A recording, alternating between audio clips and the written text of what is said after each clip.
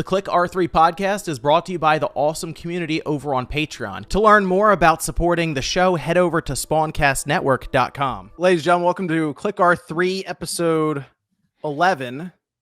Ryan is Ryan just appeared with his pulse head. He had it all set up. He was all Sony'd out and everything. You went from the AirPods to the earbuds, and now you just went full on headset. I'm doing it for the integrity of the show. I tried the Pulse Explorer. The link adapter, man, it just cuts out too often for me. I think I have too much Bluetooth interference in this room. There's too much. How many Vitas you got in there? That'd explain it. Yeah, because the Vitas are just beaming Bluetooth all over the place. Too much Bluetooth. Yeah, too much near going on, or it doesn't even work anymore.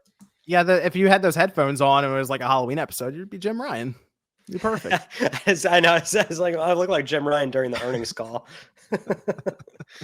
We had to bring back for the PS5 Pro episode. People were really into the episode you're on, Nano. Really happy with it. So we're like, let's bring them back. Let's bring them on. The people, we got to give the people what they want. Nano, how you doing?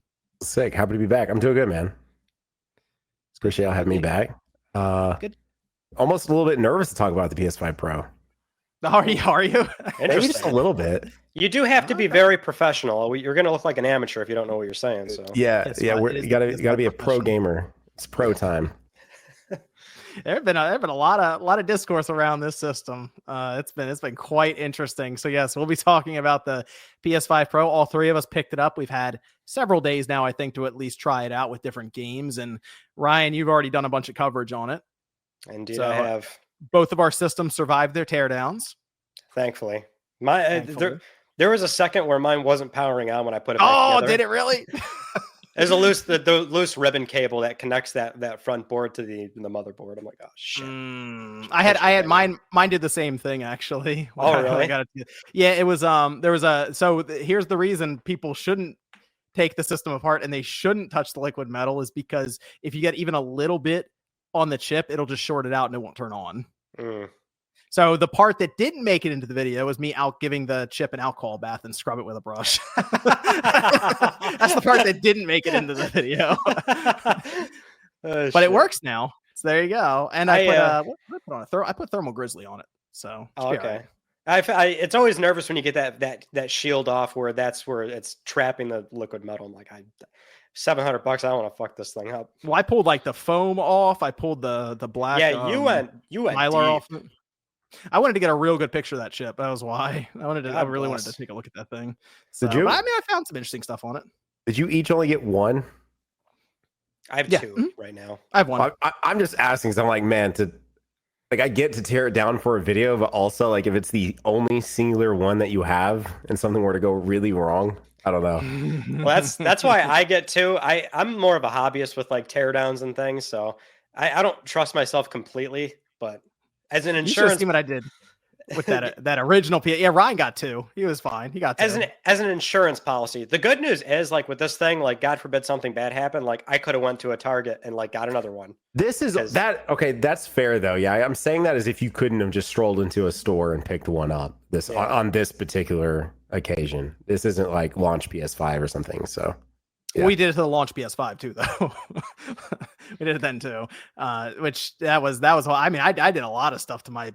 It still runs. It still works. The launch PS5. I had thermocouplers hooked up to it, and I abused that thing like crazy. It still works.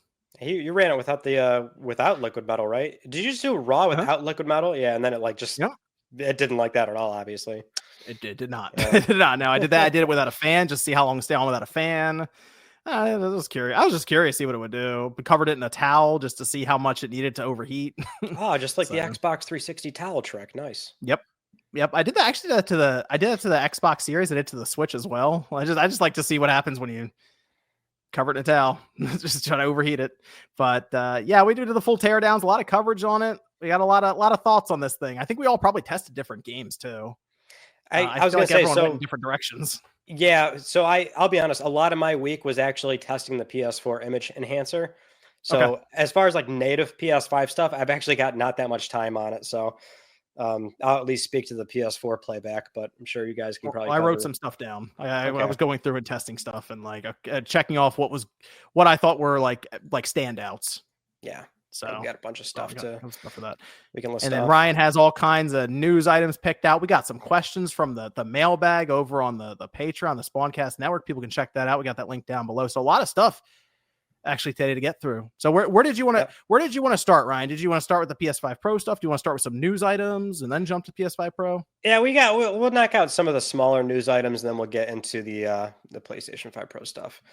So very briefly, PS Plus Essential November games are announced. They're out live now on PSN. Ghostwire Tokyo, PS5. Hot Wheels Unleashed 2, Turbocharged, PS4, PS5. And then Death Note Killer Within, PS4, PS5. That's a new one launching directly into PlayStation Plus, which is like almost a social deduction Among Us. Yeah, basically, right? It's actually really fire.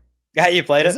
Yeah. So visually, like when watching that, I was like, okay, Death Note, because Death Note is just like that anime, and then it switches to the little chibi characters walking around, and I was like, oh no. But then I actually got in and played it, and those did not do it justice. It's a really cool spin on that sort of Among Us, type of gameplay. And it was a blast. Yeah, it was very, very, very fun. That's good. Kind of came out of nowhere, it seems like. Yeah, no, I like when games do that a little bit more, right? When it's just kind of like, here's this thing, and by the way, it launches next week. Like, boom, and it's on PS Plus, so cool. What about Hot Wheels, John? Kids play it? Oh, we played it a little bit, maybe like for an hour or so, and then they got bored and wandered off. But Ghostwire Tokyo, I will recommend that one. I actually enjoyed that one. I played through it when it first came out, and it has moments where you can tell it's kind of like an open world checklist style game, but it's such a unique title. Like when you play it, you'll see your character doing a lot of different hand movements and stuff to cast spells and fire abilities and stuff. And I think it looks really cool. It seems weird to say that, but that was something that kind of looked next gen almost. The animations of the person's hand, like right up in front of the camera as it was happening. Like, do you remember back in the day when we went from like the PS1 to the PS2 generation, and all of a sudden all the characters had fingers? And it was like a big deal. It's like, this is incredible. Like, you can see they're not like just balls. They had oven mitts where you could see the fingers, but they were still right. But then PS2, they separated them. It was like, whoa, this is crazy. Yep. Kind of like the next step of that almost, I guess. It's that's the best way to describe it. But very interesting and different game. And now Tango Gameworks is not going to be doing that anymore. So there you go. You can check out the last thing they did there with Microsoft, technically Bethesda.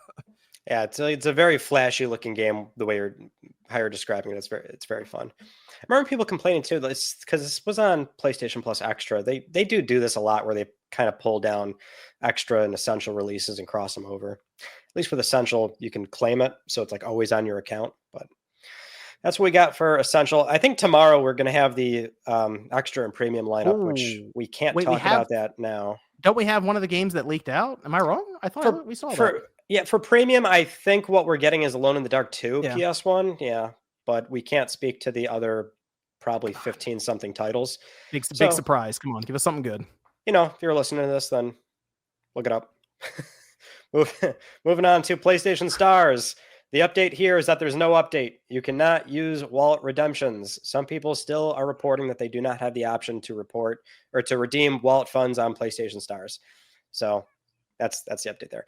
Some users are like, how like a lot of times there's like issues on PlayStation Network or just something in the PlayStation business, and people reach out to PlayStation support and then like share the chat log as if that's some kind of evidence as to like what's going on here. People are doing that a lot with PlayStation Stars, and I don't know why. As if the chat log?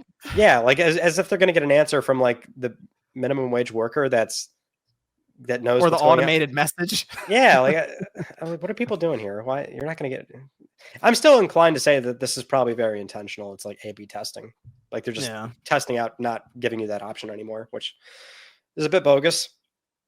Moving on to the PSVR 1 adapter. This is your last chance to claim a free PSVR adapter for PlayStation 5, the camera adapter. Since if you want to use the PSVR 1 on PlayStation 5, you have to use a little dongle that is free. If you have a PSVR headset, you can give Sony your serial number for the console, or for the headset, I should say. Then they'll send out a free adapter to you. They are discontinuing that on November 26th or while supplies last. So I can't imagine many people are in a circumstance where they have not claimed that adapter just yet. Although my immediate thought on this is that by the time this is like 1-2 years down the road, that adapter is probably going to be expensive, like on eBay and shit like that, you know? Mm-hmm.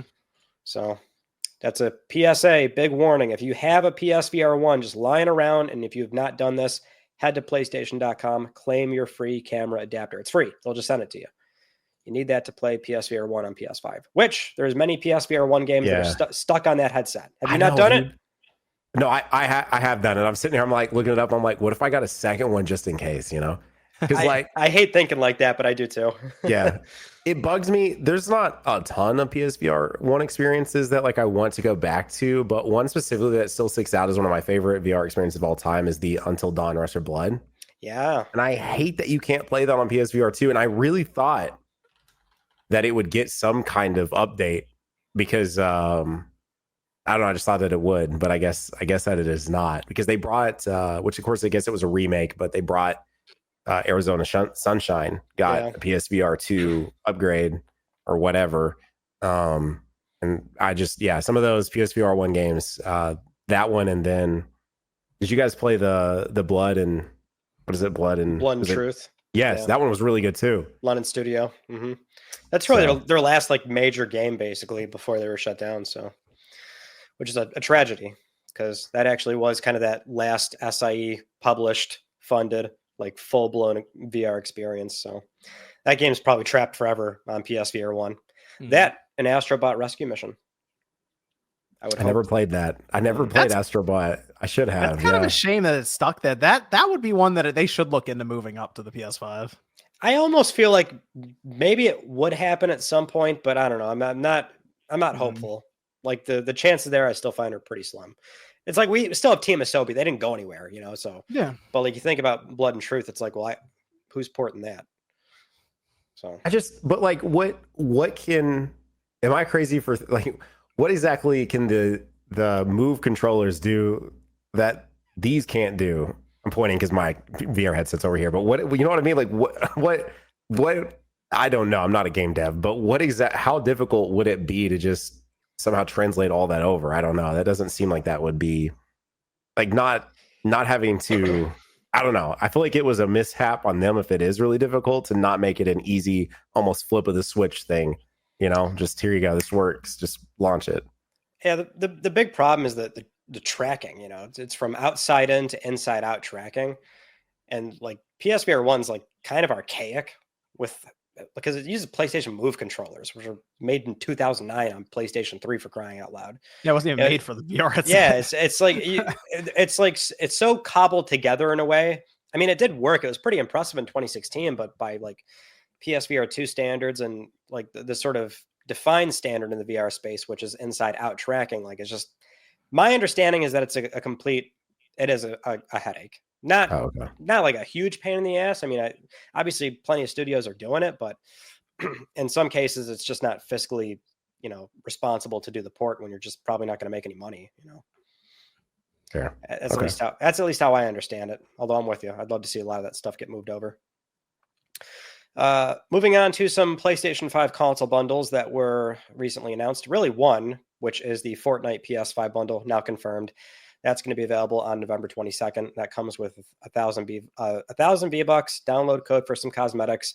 That's the model that we're expecting is going to go on sale, which the other non-bundle announcement here is that the digital edition console is indeed going to go on sale in the US for $379.99 USD until December 24th. The sale's not live, but they're announcing this sales price.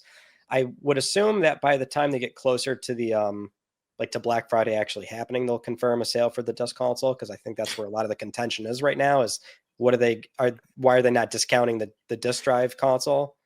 I got some news on this one actually. All right, let's hear it, John. First of all, I think that announcement was a mistake because they deleted the video. Which one? The digital edition? They deleted it and then they re-uploaded it, and the last card it has a Pro, right? Now. It's just removed. They removed that slim, and it's just like a PS5 now with the disc version. Oh, is it really? Yes. When that happened? It actually happened a couple hours ago before we started recording. That must have just happened. Yep. That's So I got crazy. that into the news video, but that's when that happened. I was like, that's weird. I posted up on Twitter actually a screenshot of the final card comparing them. They just got rid of that. But here's the thing: they announced the digital version. They're definitely putting the disc-based console on sale as well. To my understanding, that is going to happen. That's like rebating retailers and all of that. That's all set up. So I think they announced this too early, and that's why they deleted it. I think it's probably they're going to announce it, I think, next week.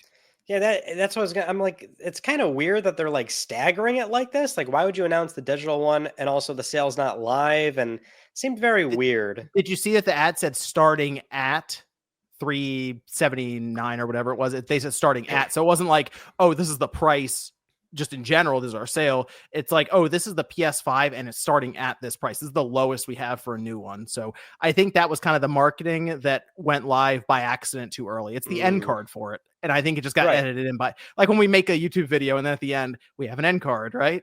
I think they just put the wrong end card there. Like somebody got yelled at, I guess. I don't know. So wow, just got changed. No kidding. Well, there's the I mean, you got to assume the price is accurate. Because technically that Bluepoint report said $374.99, so like $5 off. But I think they probably were going through conversion, right? Like not just exchange rates, but also trying to take the discounts that maybe it's 71% here and it's 74% here or something, and they're like trying to line it up. So they're close to me. They're close enough. It's within that margin of error. Sure. So. Well, at the very minimum, if you're in the market, hold out. What about the other thing that was in the trailer, Ryan? You're really going to bring this up? Oh, we're bringing it up. All right. We're bringing it up. Go ahead. The speculation is on right now. Go ahead, John. You tell me. There is 3 seconds in that video, that ad that they deleted and then brought back, left it in there. But they have that shot of like a terminal. I don't know. Where was it? It was like a bus station or airport. Grand Central. Right? I don't know. Yeah. So, and it looks up and it says, what's it say? 3/12/2024. But the 20 and 24 is done like in a clock format, right?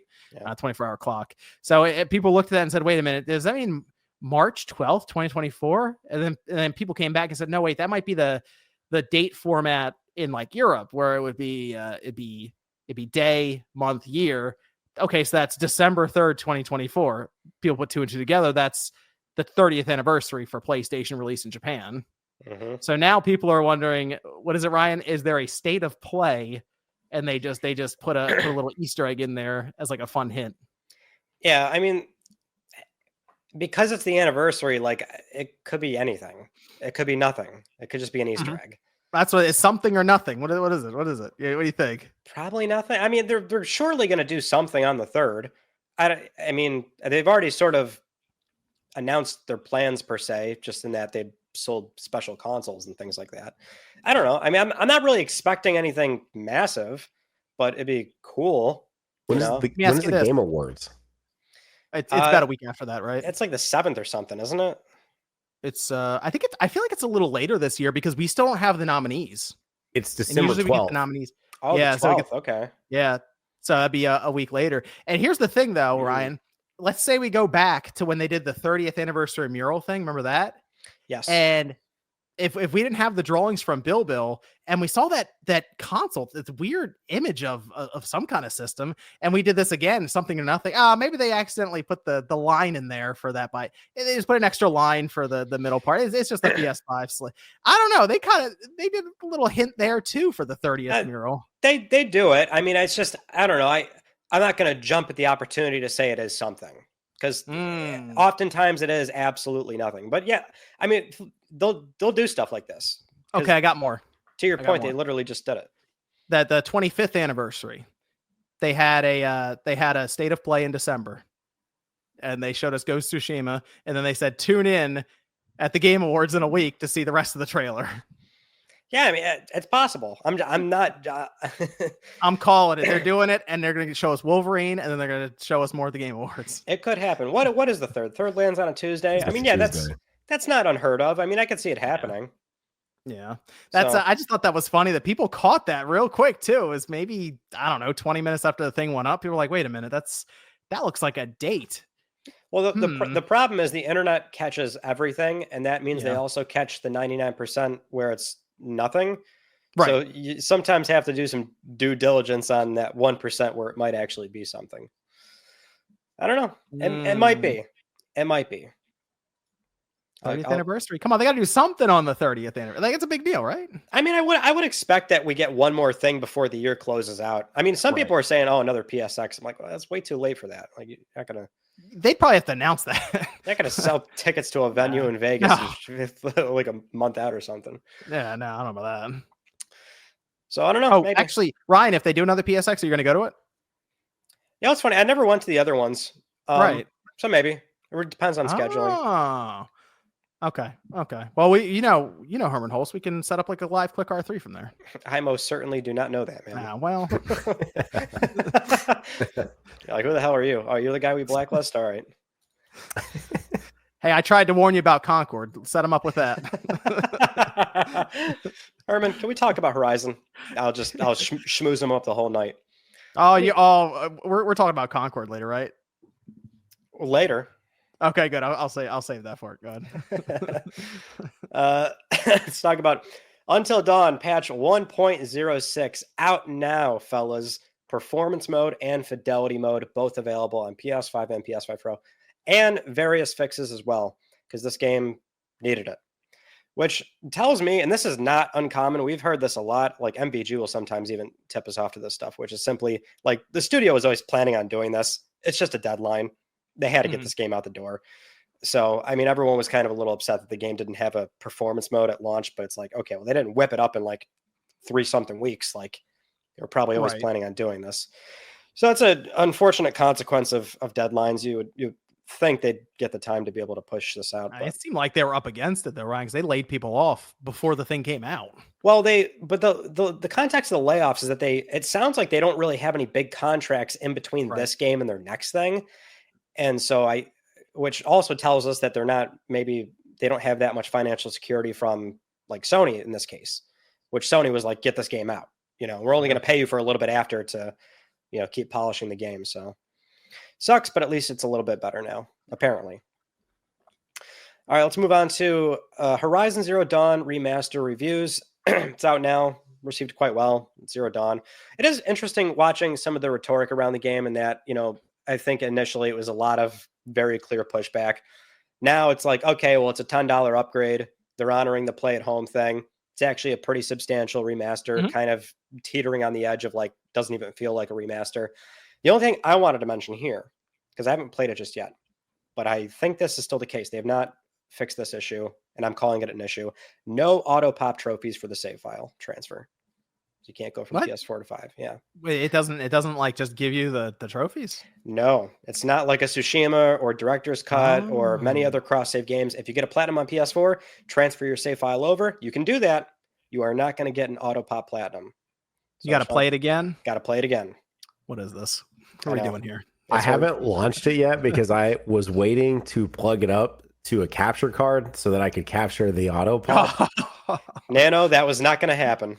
Wow, that actually would have been a super funny clip, though. I wish I'd already done that. I would have been like, wait, what? Wow. Okay. I think it's still like that on the most recent patch. It sounds intentional, obviously, because most other PS Studio games do that. So, bummer, absolute bummer. Anybody playing it? I'm Nano's not playing it. It sounds like, but you boot it up, John? I didn't boot it up. No, I saw the comparison though on Twitter. Somebody posted it where they did the swipe and like, here's the original, here's the new one. It does look pretty substantial. I will say that. Like I did fire up Forbidden West though, which we'll get to later. But I didn't fire up Zero Dawn remaster. Okay. Well, how about Lego Horizon Adventures? The embargo is lifting very soon, November 13th. So literally tomorrow, basically. Yeah. We're hearing from Tom Henderson that the game is relatively short. He says about 6 hours for the story, 15-ish for the platinum. That has piqued my interest a lot more now. Because it's short. Yeah, some of those Lego games, John, you know this, like some of the Lego games are actually kind of long. Like they're cut to me anyway. They're annoyingly long because it's like, okay, you beat the game. Now go find like hundreds of collectibles for no reason. It's like, yeah. I don't know. Like, if you're talking about like 40 hours for platinuming a Lego game, like that, now we're just, Now this is just egregious. Like, come on. I'm tired of playing Star Wars. Come on. I was going to say, are you talking about the Star Wars game? Because that's The Star Wars one is crazy. That thing takes forever. I just thought, okay, 15 hours. That actually sounds pretty. I like games that don't overstay their welcome. Like Lego, right. You don't got to be shipping 50-hour epics. It's fucking Lego. Let's get the move on here. Let's move on to Insomniac news here. The director leaves for the initiative at Microsoft. So this was reported by Stephen Totilo on his newsletter GameFile. Brian Horton, previously the creative director on Miles Morales and Wolverine. He's actually been off on Wolverine since this past summer, according to two sources. The game is now in the hands of Marcus Smith as creative director, and that's confirmed from an SIE representative. And Mike Daly is also the new game director on Wolverine as well. So previously that was Cameron Christian, who's still at the studio in a different role. Both Marcus and Mike previously held the same roles on Ratchet and Clank Rift Apart. So the big shakeup here is that the reason for this apparently was due to creative differences on the game.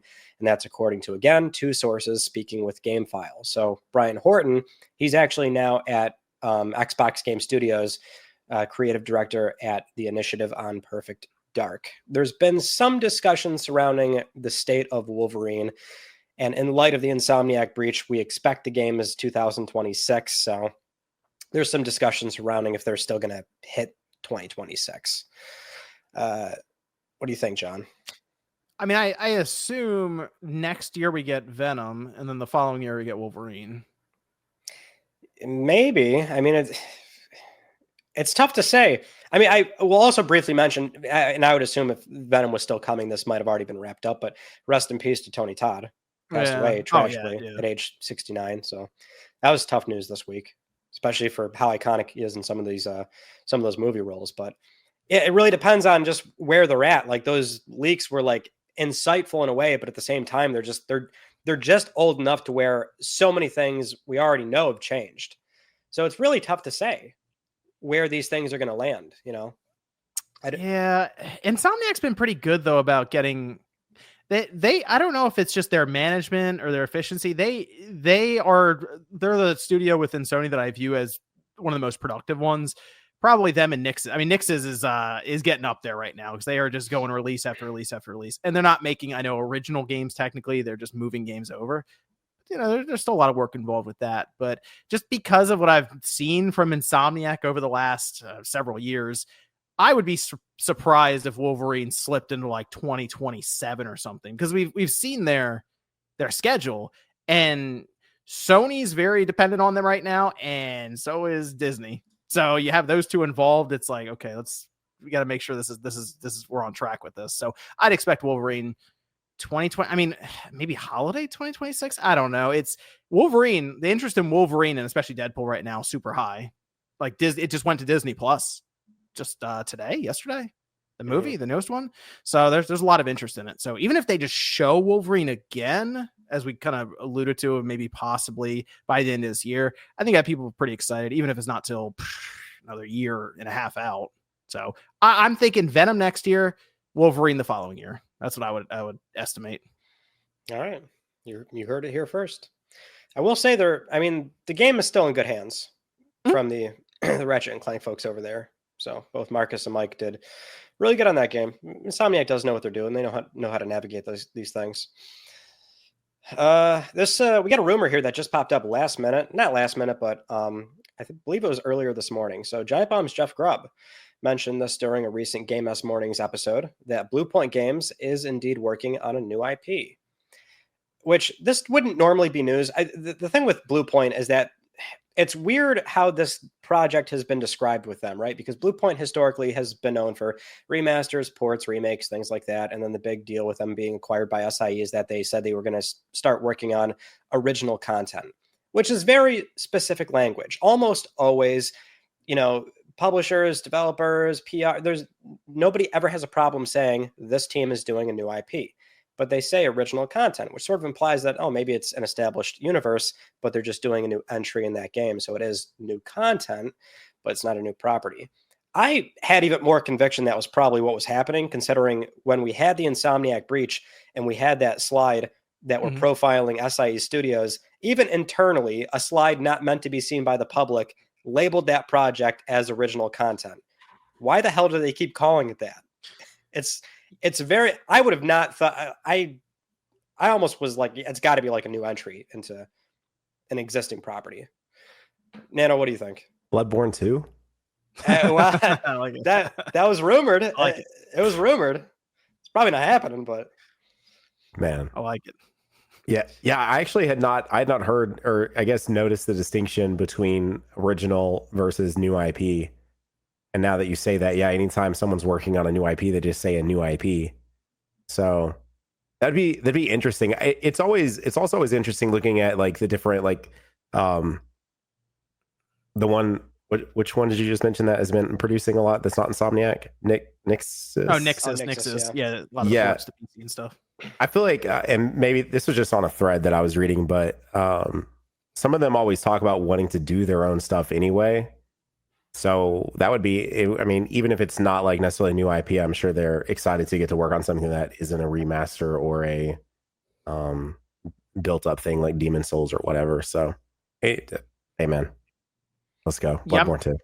I am in now. I'm really fascinated what Bluepoint's working on, because you're right. This is that moment where they could actually break out away from what we just see them as. They port stuff, which even back in the day they ported the Metal Gear HD collection way back in the day, right? They did Titanfall to the Xbox 360, which is weird. But they've always been kind of looked at. Did they do Shadow of the Colossus? Were they? Yeah. Yep. Mm-hmm. Yep. So, we always look at them as they're going to take someone else's game basically and mold and morph it to whatever the publisher needs at that time. Interesting that they could actually show up with their own thing finally after more than a decade or so in the industry. Finally, get that big push. That would be cool to see. So I'm interested. I don't know. It could also be bad for them though, because you never know how these new IPs go. It's always a risk. So always a risk. I mean, the thing is, I'm down with like new IP. I don't have a problem with like being wrong on this. I can always get behind new IP. The way they always describe this game, it was just, why are you guys not calling it a new IP? So it could be a taken maybe an already established universe, but I guess you wouldn't call it new IP then. I guess it would be. Yeah, it's like there's some plausibility here, right? Because like a lot of the speculation is because they work closely in collaboration with Santa Monica. Like they worked on Ragnarok.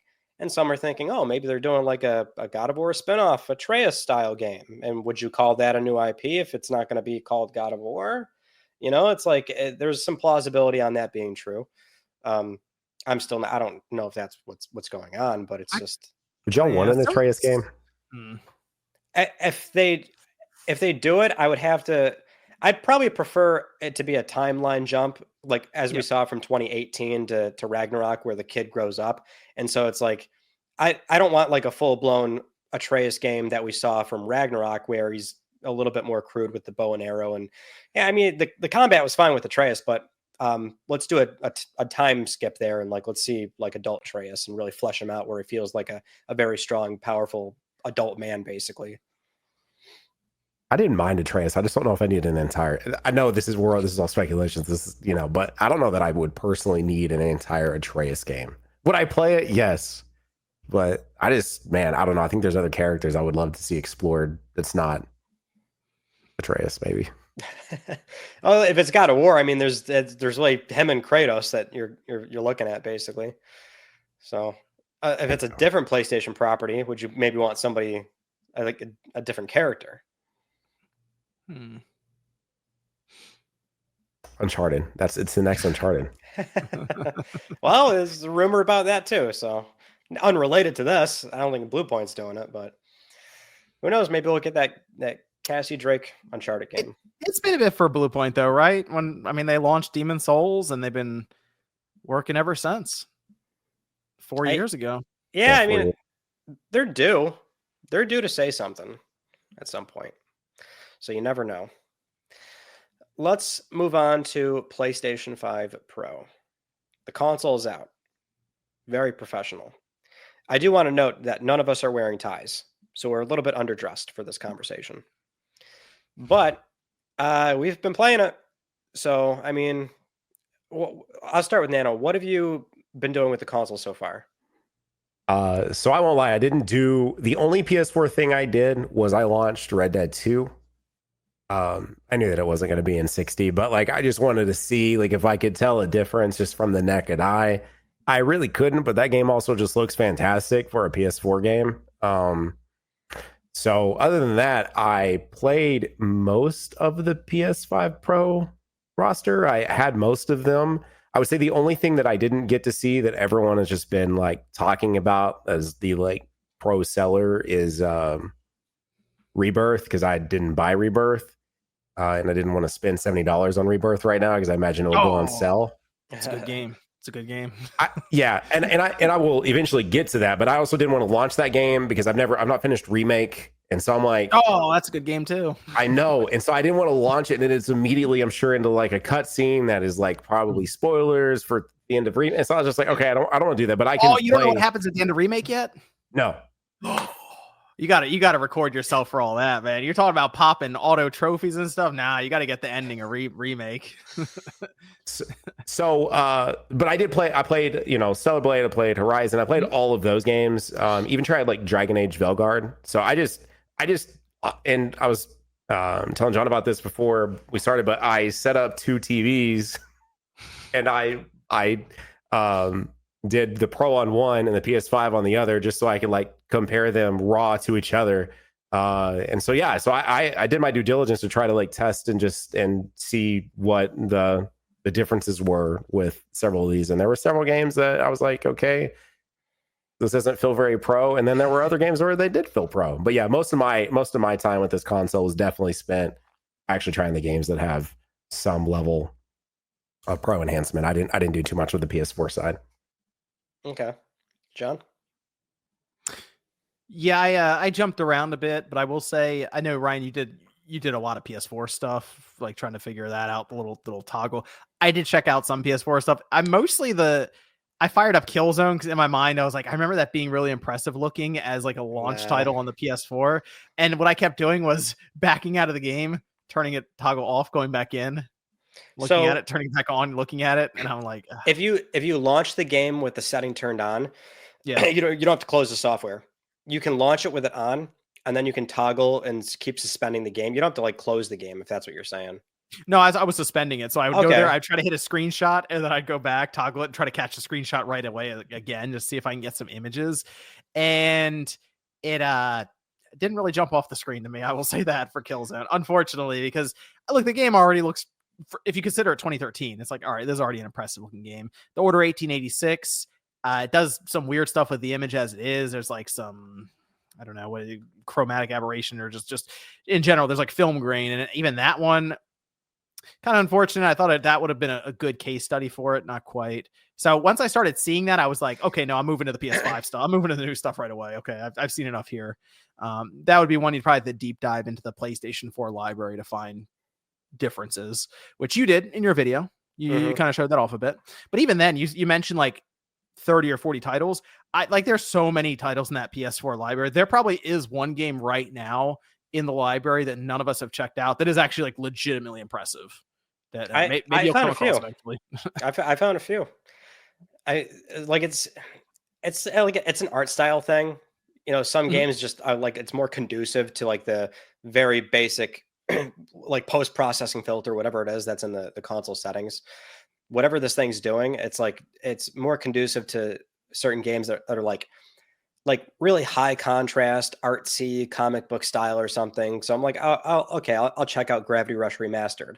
I'll check out Octodad or Katamari. Some of these games where it's like it's very basic with how they look, and so they could probably be sharpened up quite easily from this, what we think is like a machine learning tool. I was genuinely impressed with those. Like, so Killzone and The Order, like, you're right. So Killzone had like Guerrilla was doing something with like a not proprietary, but they were doing like a mix of like 2 different kinds of anti-aliasing techniques or something, like impressive back in 2013, but it's like in direct conflict with the sharpening filter. It like doesn't do anything basically. The Order 1886 has a film grain applied to it. So you can't really sharpen that because it's meant to be a soft image. And I checked The Order, right? And it's like, and when I got the footage into post, like I had to like zoom in so far to like see what the filter was doing to that. Like it works, it's on. Because that was my other question, is when is this filter actually working? because it's not always on. Basically, the game has to be 1080p or lower. If it's like a PS4 Pro game that is even a little bit above 1080, the filter's turned off. So that already excludes like a lot of software. Yeah. But like some games, I'm like, wow, Drive Club actually looks like you can tell on Drive Club. Drive Club never got a PS4 Pro patch. Or like an I early. forgot about Drive Club.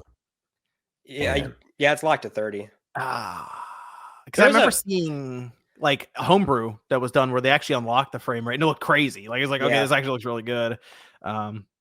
That's a shame. That'd be a good case study though for Drive Club at 60 on the PS5 Pro. Yeah, it could eventually happen too as soon as the minimum firmware gets jailbroken, which is 9.40, which is what every PS5 Pro ships with right now. But like Drive Club looked good, and then like I did Call of Duty Ghosts. I'm like, okay, early gen Call of Duty game. Yeah, it's noticeable. You can tell. So it's like highly dependent on the game. But out of the 30-something PS4 games I checked, it's like there were fewer ones where like you could immediately notice the difference versus the ones that either don't do anything because the filter's off or the filter's there, but it's just not really helping because like maybe the game has aggressive anti-aliasing or something. So it's an interesting little nice to have feature. If they like really capitalize on it, which is like separate from PSSR, it'd be pretty impressive to see like some of the old school 1080p PS4 games like see a sizable jump. Okay, so the PS5 games that I went through, I kind of noticed that so these companies are using the PS5 Pro patches somewhat differently. And so when Mark Cerny, which I think that's a nice way to put it, by the way. I think at this point, separate it because I know the question right now online is this system worth buying right now? So I'm gonna separate that from the discussion currently. We'll get to that. But when I look at all the stuff that's going on with this system, so I think right now it's so funny to say this. I think the company that is actually using the PS5 Pro correctly is Ubisoft, and it's weird to say that because I know Ubisoft is gets beaten down a lot online. But when Mark Cerny described the idea of the PS5 Pro, at least for me, was, hey, you toggle performance or fidelity on. What if you didn't have to do that anymore? And it was just 60 frames, 4K, higher details, whatever. That's at least what I took away from it. Ubisoft actually did that with their games. So I tried Star Wars Outlaws and I tried Assassin's Creed Mirage. And I think MVG mentioned to me he played Crew Motorfest, which I actually have that on the Xbox, not on the PlayStation. Otherwise, I would have tried that too. What Ubisoft did is they removed performance and fidelity mode, the toggle, and it's just like 4K 60 frames. And the shadows look better. Basically, it's just a much cleaner image. So Star Wars Outlaws did look pretty soft when you have it on performance mode. Now it really doesn't. It actually looks pretty clean at 60 frames. So that one is good, but I think Assassin's Creed Mirage is probably one of the more impressive ones. Like you look down, you see the shadows; they're very sharp looking. A lot of the textures on the buildings you're doing parkour across look really good. And I think I just like the idea of more of turning the game on. It just looks good and it runs well, and you're not messing around in the settings. You buy this premium system that's supposed to deal with that for you and give you like the best possible console experience. Because some games, it seems like they just added more things to it that you deal with. I've seen that too. People are like, look at all the options. It's like, okay. I mean, then it's like, okay, are we getting real close to PC gaming at this point? Where you're like, yeah, you're toggling all this stuff on and off. It's like, oh, okay, all right, I guess. Because when you toggle on for performance, now in my mind, I'm like, okay, I have this pro system, but what am I giving up to get this performance mode? Because they describe as, oh, it'll be lower resolution, higher frame rate. It's like, I thought we got away from that with the system. So I like what Ubisoft's doing right now with it. Both of those games are pretty good in terms of the pro patch. Dragon Age Veilguard, you mentioned, Nano. I've been playing that actually quite a bit, and it's basically like, hey, the performance mode looks like the fidelity and it's 60 frames. So it technically, yes, they what it's supposed to do. The performance mode on the base PS5 for that game is pretty rough. I don't know about your experience with it, but for me, I'm like looking at it, I'm like, man, dude, like it's a little rough. You can tell that base res has got to be. I haven't looked up what the actual base res is, but I feel like it's got to be 720p upscaled or something. It seems pretty bad on a base PS5. I don't know. I probably should have looked into this before we got here. just to see what those resolutions were. But it definitely, you're right. It's definitely at least close to the fidelity mode or something. For sure on pro, well, running on performance on that. Yeah, that game for me specifically, I feel like had a pretty big jump.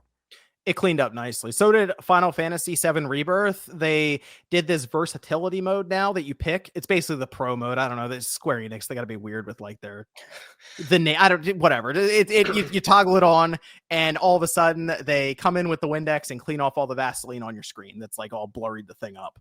So it looks way better. And it runs at like a 60-ish frames. People have done the benchmarks and they're like, look, it's 57 frames here. And it's like, okay, sure.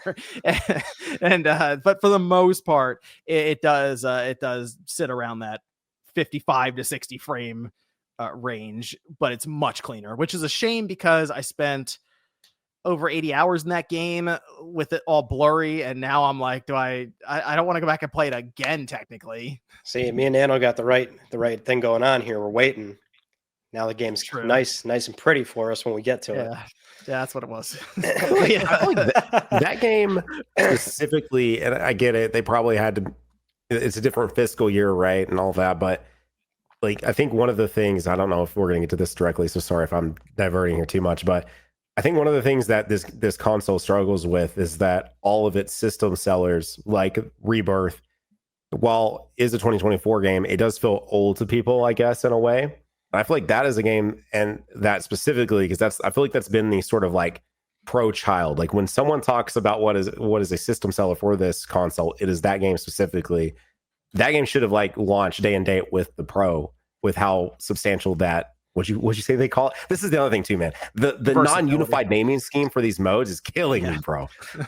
It's killing me. They called it what on this? Versatility? Like versatility or something? That's a Square thing. Why couldn't that should have probably been like the Pro should have launched with that game, and so that would have been like the thing. You come home with it and you play all 80 hours on the Pro, not, I don't know. That's a nitpick, I guess, but like that's something I think could have been handled a little better on their side in terms of having something available. But anyway. Well, what's nice about this? Oh, go ahead, Ryan. No, it's just the thing about that is like it would have been such a bad look if, say, Rebirth launched right next to the Pro, and it's like, yeah, the game's going to look great if you buy this $700 box. That's not to get into the weeds of this part of the conversation, but it's like, you don't want this console to be in a position where people feel pressured to buy it in order to finally clean their games up. I mean, ideally, you still want 60 FPS, nice looking games on the base console. This should not be like the thing that you feel pressured to buy to finally have a good looking experience with Rebirth. You know what I mean? Yeah. Yeah, it is funny that you mentioned that, Ryan. When to prop up the Pro, you kind of have to bury the base PS5 a bit. It was like this piece of junk. Look at this thing. Get the Pro. There's no getting around it. You have to call it an amateur console. Yeah. So the thing that I do like about this is Rebirth is an Unreal Engine game. This is where I think the PS5 Pro is going to be most. I think most beneficial. So Kingdom Hearts, the new one, whenever that decides to come out, is going to run on Unreal Engine. And based on what I'm seeing here right now with Rebirth, I have to imagine that Kingdom Hearts will also take advantage of the Pro and look pretty clean because of that. So that's because of what I'm seeing here. I'm thinking, okay, can they get a Pro patch on Final Fantasy 16? Because that game kind of needs it. I fired it up. Yeah. It's smoother. It is. Still has some issues though with it because all it's doing is using that 45% boost in terms of GPU power. They get PSSR involved and they can clean up the image and maybe get closer to 60 in the performance mode. Okay, now we have something here with it. Go ahead now. Oh, I was just gonna add, like, the other thing too is that some of the games that I really want to have a Pro patch, specifically 16, where I'm like halfway through with that game, that we don't have it. And like, are they even gonna Pro patch that game? Like, did they make the process easy enough that Square could be like, all right, go over there and you go do the PS5 Pro patch. It's that easy, or is it like a group of individuals having to go in and do all these things to implement a pro patch and get it sent out. You know what I mean? Like, is that even? Do we think that Final Fantasy 16 will get a pro patch? Creative business unit. Well, they're not called that anymore, but like they moved on from this game, from what I understand it. The weird thing about 16 is like, and this is what I've heard since I've not fired the game up yet, but it's, if you play it in performance, the weird thing is that it's using the extra 45% GPU power in an unbalanced way with the dynamic res. Like the way the game favors dynamic res, it's like, oh, okay, we'll make sure you're holding the highest end of the resolution. And that's just how the game manages that extra power unpatched. Like you can't tell the game to specifically target the frame rate performance, which is kind of a weird spot with like a lot of the unpatched stuff as well. Like you can see boosts, but you don't always get to decide on how exactly the game is going to handle that extra performance. Yeah, that game specifically could really use a higher actual like resolution and use the PSSR for sure, because that game in performance mode also a pretty fuzzy one, right?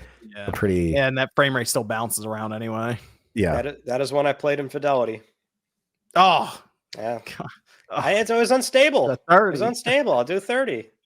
Yeah, but that 30 is like, it's so rough to look at on that game too. I'll take a capped 60 out or a capped 30 outside of like 40, low 30s up to 50 again, and then it looks like I gotta wait, I gotta lean in there, and I gotta wince my eyes. I like nice looking games. I mean, sometimes 30's fine for me. I know that's a sin. Not on pro. That's on amateur consoles. Mm-hmm. Not on pro consoles. Yeah, not an amateur anymore. So we just big time in that PS5 now. Big time, baby. So I also think so now Unreal Engine looks promising for the system, which is good. RE Engine looks incredibly promising from Capcom. So if you've seen it, Resident Evil 4 and Village are like hitting, I think 4 is hitting like 400 or 100 frames per second, it seems like, in most of the game, like most of the areas that you're playing. And like it looks super clean. So RE Engine is one that already performs pretty well for most of, like you can play it on the Steam Deck OLED and it'll get 60 to 90 frames. So that was one that I was expecting to do well, but Capcom seems to have that figured out. And then we also have Monster Hunter Wilds coming up next year that I think they already said it's going to take advantage, but I think that's going to be a good experience there for the system as well. I played Dead Rising Remastered, and they have like ray tracing in the game basically now. That's the big thing. It was already running at 60 and looked pretty good. Now it's just like if you go outside in the area in the park, the water has reflections. So dope. Okay, there you go. Horizon Forbidden West, Burning Shores looks incredible still. It already looked good, but now it's like 60 FPS and really clean looking. That was one of the ones that I specifically did like a side-by-side to, because I just needed to see that game. I wanted to see like what does that's another one where the naming scheme, I mean, that naming scheme is fine, but I just wish there was like a unified naming scheme for like the pro mode. Like just call it pro or something. You know what I mean? Just pro. Anyway, but that one looked really good on the pro. But you're right though, it already looked beautiful on the PS5, but man, the extra pixels on the screen in performance, it did look pretty fantastic. That one was, it's a clean looking game. Yeah. Quite clean. And then one game that I talked about this before, I think, Ryan, Immortals of Avium. Yeah, that's a fascinating one, because it's like, doesn't that game have an internal res of like 600p or something? Yeah. It's super low. It's crazy because I played that game on the Xbox Series X when it came out, and that was one where I was like, this might be like the fuzziest looking game I've ever seen. It was crazy. And it's running Unreal Engine 5, and they targeted 60 FPS specifically. There is no fidelity performance mode. It's like, this is it, and it's 60, and we're going to drop that resolution to the floor if we have to. And it on the Xbox Series S, it gets even lower. It is wild stuff. But I did fire it up on the PS5 Pro because it is in extra tier now, I believe. Yep. So people can download it and try it. That's the other nice thing, is there are a lot of games that actually benefit from this in extra tier right now for people to just try out. But it looks a lot better on the Pro, and I really only think that's just because the extra GPU power, to where it doesn't have to drop the resolution as often. So at least there it's taking advantage of that aspect, but no pro patch on that one. It's just brute forcing it. So that's the great thing about some of the titles that, let's say they're not going to get patched. And sure, that sucks, but like if that game had any sort of unlocked frame rate mode, like play it on that, because that's going to push it past, because it has no cap. Or if it has like a high frame rate mode, so you can maybe play it with and then it gets in a VRR window. I mean, there's, depending on what the game was, I mean, in theory, what I like about this console a lot more than say the PS4 Pro in the same time frame is that there's more benefits with unpatched games versus PS4 Pro. At least back then, the PS4 Pro was highly dependent on, because this was the jump from 1080p to 4K checkerboard rendering, a lot of reconstruction methods. You just weren't going to get a benefit until the studio chimed in to ship a patch for that game. So I at least like the performance boost you're getting pretty much no matter what. Yeah. And now it's to where going forward, based on the documents and stuff that were shared with us online, it seems that pretty much every game going forward should at least try to take advantage of the Pro in some way. So I assume that maybe something with Dragon Quest, I don't know if that missed the cutoff or not, but Dragon Quest 3 is coming up here in a couple of days. I'm going to check that out. We'll see if that gets any kind of benefit from this thing.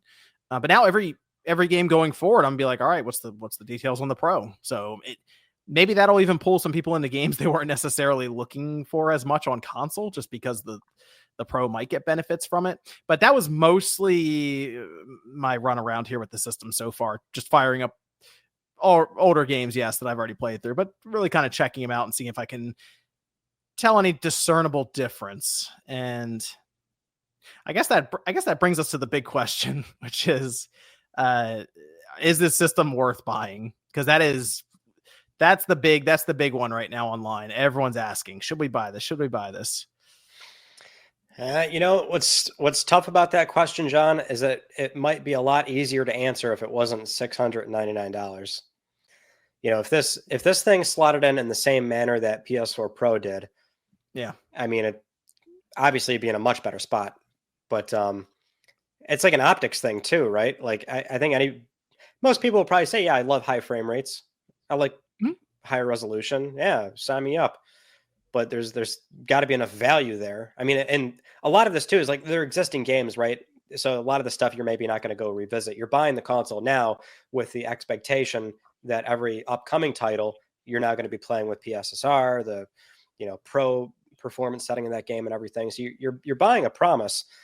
But it's the price. It's pretty steep for any household. It's tough. It gets worse. It gets worse too by that news today that we just already talked about.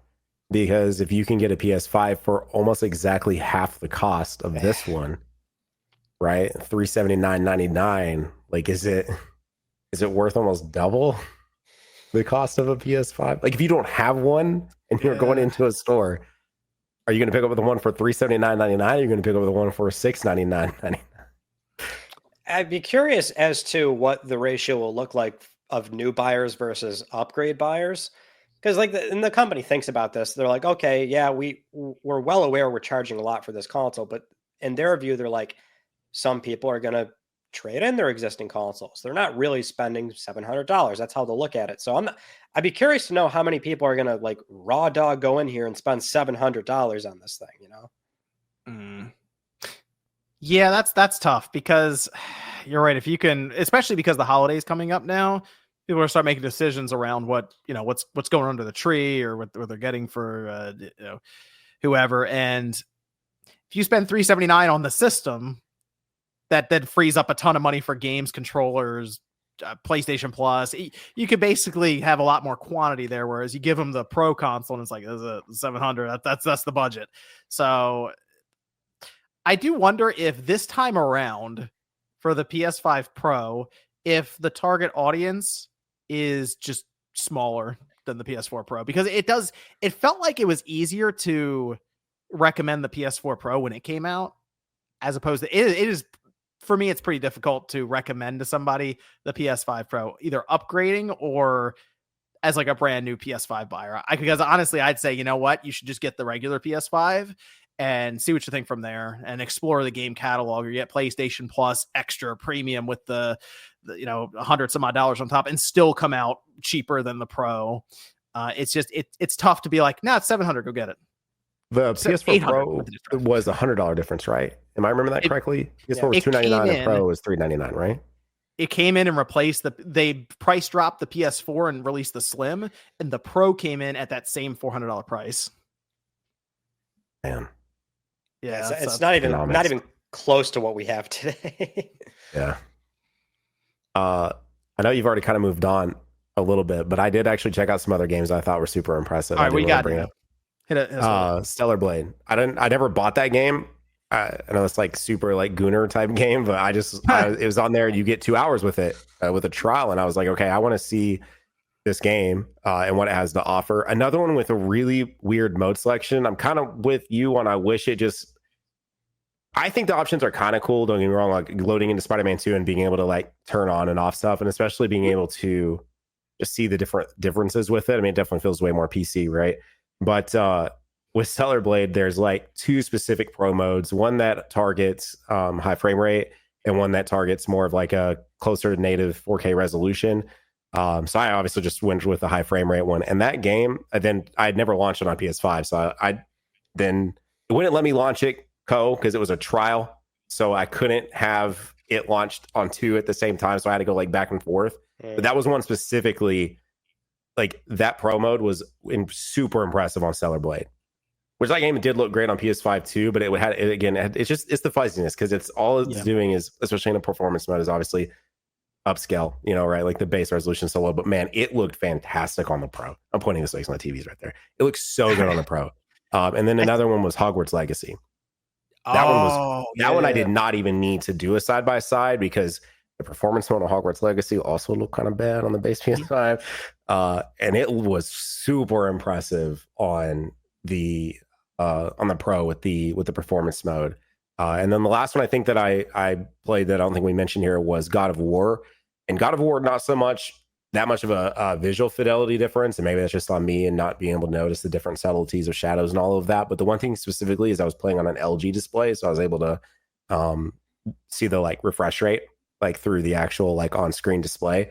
And that game was in certain sections hitting like over 90 frames per second for me. Wow. Yeah. Okay. Which is really cool. Like, just, do you need it? I don't know, but like it was neat to see such a beautiful game hitting, you know, 80 and 90 frames per second.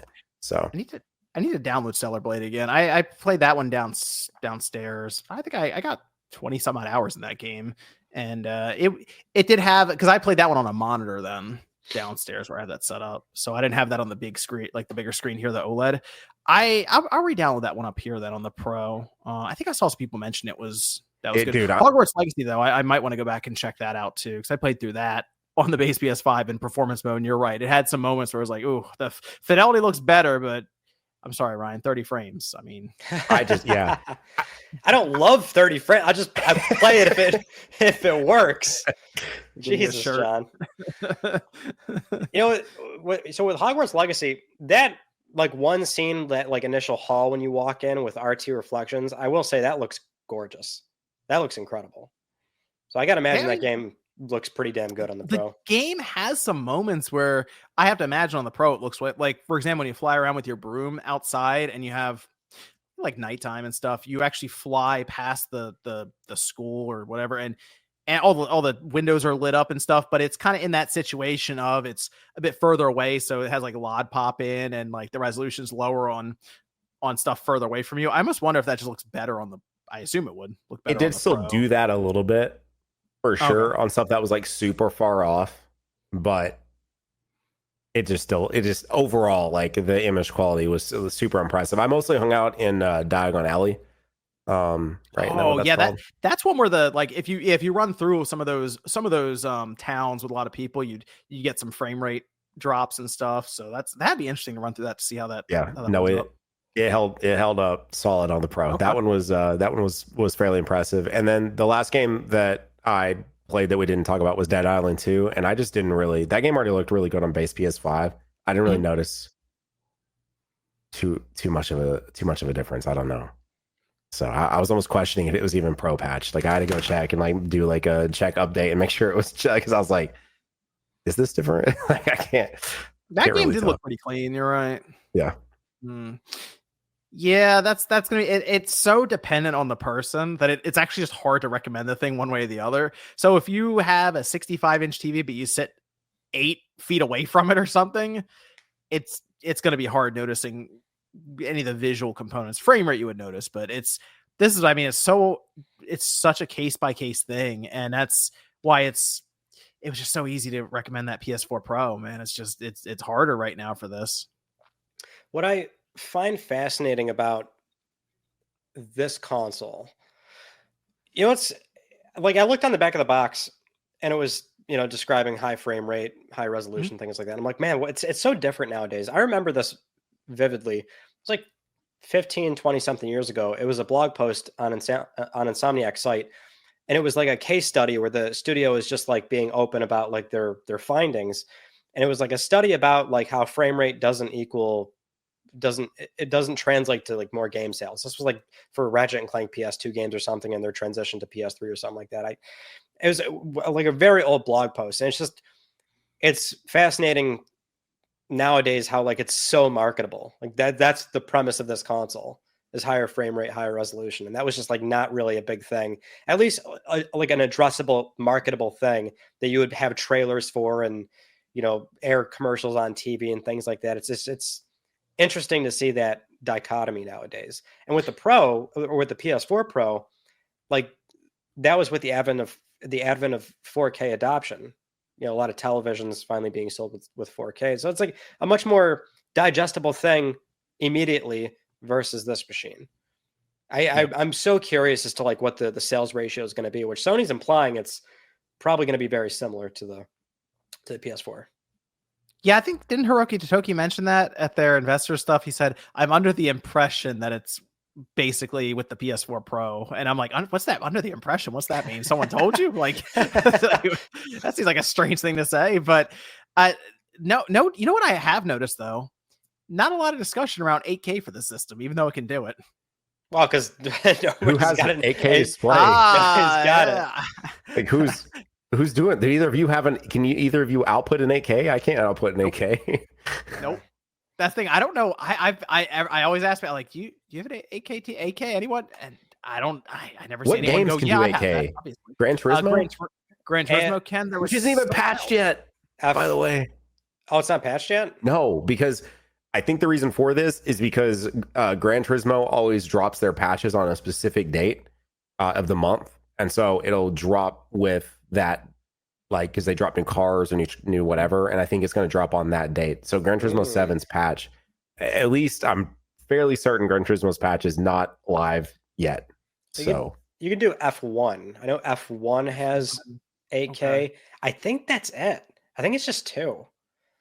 There might be a third one, but you have to look to see if there's a third one. I feel like it's the same thing as like how many people were like using the 1080i mode on Gran Turismo 4 on PS2. It's kind of this. It's super experimental. Like No Man's Sky. No Man. Oh, okay. Isn't that one super sample, or is it actually 8K native? It's honestly, it's probably, there's probably some kind of let me see. They're all upscaling. You're not getting native 8K or whatever. Confirmed 8K support. Option to experience the game at 7680 by 4320 resolution, locked at 30 FPS. Wow. That's great for the 5 people that have it. 8K though. I'd rather have just a nice OLED 4K. I'm good. I don't know. I'm getting old, I guess. I don't know. You can capture 8K screenshots apparently too. On the console. We can't. We don't have the TV. In theory, you could. We're not professional enough. We're dealing with this amateur 4K screen over here. No, there's senior VPs and there's CEOs. We're not up there just yet. What does an 8K TV cost anyway? Yeah, I've not even looked at an 8K TV. I did lie, by the way. I tried Demon's Souls, which that game also already looked fantastic. Was great. Looked even better. I've heard that one's like kind of not a huge difference. Because they already look so good. And I tried Last of Us Part 1 and Part 2. another one where those games just already look so good. It's so like I don't know. It was very difficult to tell difference. It's like I like Joel's hair looks a little cleaner. Yeah. You know what? It just feels like copium. I'm just like, oh, hello. Aloy's Peach Fuzz is rocking right now. This is crazy. Yeah. I got 2 8K sets here. Okay. This is Sony's 85-inch 8K Z9K series mini LED with Dolby Vision HDR. It is $7,000 on Amazon. Oh, go to hell. Okay, now I have the LG 77-inch Class Z3 Series OLED Evo 8K with Smart WebOS TV. It is $10,000. The other thing, it needs to be that screen size too. Like it has to be that big. Otherwise you're not getting anything out of it, especially in relation to viewing distance too, which most households, for some godforsaken reason, people put their TVs like way too far away from their couch. An 85-inch TV, that would that'd be a good chunk of that wall right there. That's bad. Gosh. That's crazy. I mean, people seem to like this TV. It's got 4 stars. The PS5 doesn't even have Dolby Vision, right? Dolby Vision? I don't think it does. I don't think so. The Series X does, but I don't think the PS5 does. It did get Dolby 7.1, or I can vaguely remember what Dolby support it got. It was like Atmos, last year, right? It got Atmos. Atmos, a couple years ago. There you go, Atmos. And it like puts it actually uses the 3D audio sound profiles or whatever and puts it in a Dolby Atmos container or something like that. So that's what the problem is. I've gone OLED. I can't go back, so it would have to be the 77-inch Class Z3 for $10,000.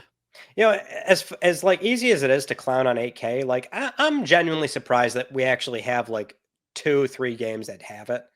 And it's like if you have an 8K TV, you could actually use it. I'll give them some credit. It's like, wow, there actually is some games that are doing it. Yep. It still uses the same HDMI encoder as the base PS5 though. That's true. I was also going to say, do we know the info on if you play what's it called? What's that one very simple like voxel looking game that like The Tourist. The Tourist, okay, and it's 8K super. Does that output natively now, or? I thought it was like 6K. It was some weird thing, wasn't it? Let me see. PS5 8K. Because I think the developer said like, oh, I don't even have to patch it. Like the game's just going to output 8K. 8K 60 FPS game for the PlayStation 5. Hmm. I don't, because you're right. I think it was super sampled down right to 4K. I mean, it's if you've never played the game before, it's I don't know, it's kind of fun. I played it when it came out. I played it. Yeah. It was super sampled down to 4K. So you're right, Ryan. If you have an 8K set, it should work.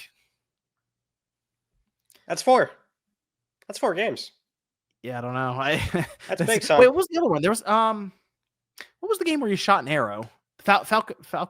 Oh, the Falconer. Falconer. Thank you. I think that was one that also had. That game has a super high internal resolution. I thought so. Am I wrong about that? I've never heard of that. The only thing I know about that game is that it's actually like you can actually print it on one disc for Xbox Smart Delivery, both versions. Oh, because it's like small enough. It's the only factoid I know about that game. Look, all I'm saying is we're building a launch lineup here. There are 4 or 5 8K games now. It's crazy, son. I can't believe they put 8K on the box when they shipped that system in 2020. Well, what's ironic is now it's not there. I know. What do you read on that though? Do you think that they said this didn't work out how we thought? Maybe in 2020 they figured, hey, in 4 or 5 years, 8K is going to be it. People are buying these things, and it just hasn't materialized. Because if you look at the transition from 1080 to 4K, the transition from 1080 to 4K happened faster than the transition from like 480 to 1080p. It was fast going from 1080p to 4K. So it's been really slow 4K to 8K. It's marketing people. Whoever was the one that was able to be in that meeting at the time and said, put it on the box. I have a hard time recommending this system for most people. I think there are people out there who would get a kick out of it though, like the enthusiast, the one who likes being an early adopter. I think there is a reason for them to buy this, but they have to. Most people who invest 700 have to understand it's you are an early adopter. Like you got to hope that Sony is going to put some stuff out. Third parties are going to put some stuff out. And GTA 6. Yeah, that's the one. In fact, you're right, Nano. If I was on the fence, I would just hang out and wait and see what GTA 6 does with the system. If you're really into that game. If 6 has a 60 FPS mode and is capped at 30 on the base consoles, then I think there's a world you could actually see the PS5 Pro outsell the PS4 Pro, just because I just think it's, and they know this, and I feel like it's just across the board. Like, people care way more about frame rate than they do about resolution. So, like, if you can get a pro console you can get a console that is going to run GTA 6 at 60 frames per second, it will sell this console. I would almost guarantee that if that ends up being a thing and that gets announced, it'll be a situation where with like the disk drives and stuff, you still can't buy a disk drive, by the way, because as lukewarm as I might be kind of on this console at this very second, I was like, what if I did get a second one to put and replace that PS5 downstairs? Like, I was like, but I need a disk drive. And I got on there and I looked, I'm like, surely they're back in stock, right? No, they're still not in stock at any of these places. So I could see if a GTA 6 announcement happens, like if finally they start giving us details, like, oh, by the way, there will be a pro version, you could almost probably see them being, so I could see them potentially going like sold out on these retailers' websites. Because that game's going to do numbers we've never seen before, right? That's, you would want that frame rate though for GTA Online, wouldn't you? The new one. That too. Yeah. I still probably caution it might not be 60 on the Pro. Yeah, and that's the rumors, right? The rumors are that the Pro can't even do 60 on this game, which then it's like, what are we doing? Like, why did we develop a game that is this technologically like heavy for this generation of consoles that can't target 60 when that's all people really want anyway? Like, oh, that's just, that's the problem. That's why I hold off for that to say. That's the problem with it having this. It's the same CPU. They just clock it 10% faster if a studio wants to do it. So there's just some games where it can't be helped. Like Baldur's Gate 3, like it's still like that one chapter where it's just like tanks. PS5 Pro on the Pro setting, like it still like floats in like the 40s or whatever. Like it's still super rough. I think like best case scenario. I don't know if Rockstar. It doesn't seem like a Rockstar thing, but it like maybe a 40 FPS VRR window game. Maybe it's God of War on PS4 Pro all over again. Because I'm pretty sure God of War's PS4 Pro mode let it do around 40, right? It was bouncing all over the place. Yeah, if you'd like, it was basically uncapped, and it was like, but it wasn't 60 though. No, it was all over the place. Yeah, GTA 6. There's potential. It could sell this system. Like it could. I think there are people who, let's face it, people have spent thousands of dollars on that online, the GTA Online. To them, $700 is like whatever. I want to play it now. I'm not waiting for PC. So. Yeah, that game in general, I'm sure you will see an uptick in console sell. I'm sure both Microsoft and Sony are very ready for that game to drop, because that's going to be the thing that all these reports of like how many PS4s are still like in use that like are turned on monthly or something. Like it's an insane amount of PS4s are still used every month, right? Like you're gonna all of a sudden finally see those people be like, okay, time to stop playing GTA Online finally after 15 years. And let's start playing it on GTA 6. I'm going to finally buy the next gen console. And that's why they'll buy a base console and then $300 of Card Shark cards on PSN. Yep. You were spitting. I think it's also worth taking into account that we're halfway through the generation now. We assume, 8-year cycle, 4 years in now. You feel like the Pro is out now. Going into next year, you assume Sony starts accelerating some of the titles they would show off for releases, like they kind of did with the PS4, where we got to like the second half of it, and all of a sudden, Last of Us Part 2 shows up, Ghost of Tsushima shows up, and Spider-Man even shows up. You start getting a lot of games coming out, right? And they're taking advantage even of the Days PS4. Gone. Days Gone, yeah. Any Days Gone lovers here? No, the PS4 Pro. I like it. I'm not crazy about it. Dude, Days Gone might be my favorite game besides God of War from last generation. Good for you. I support you.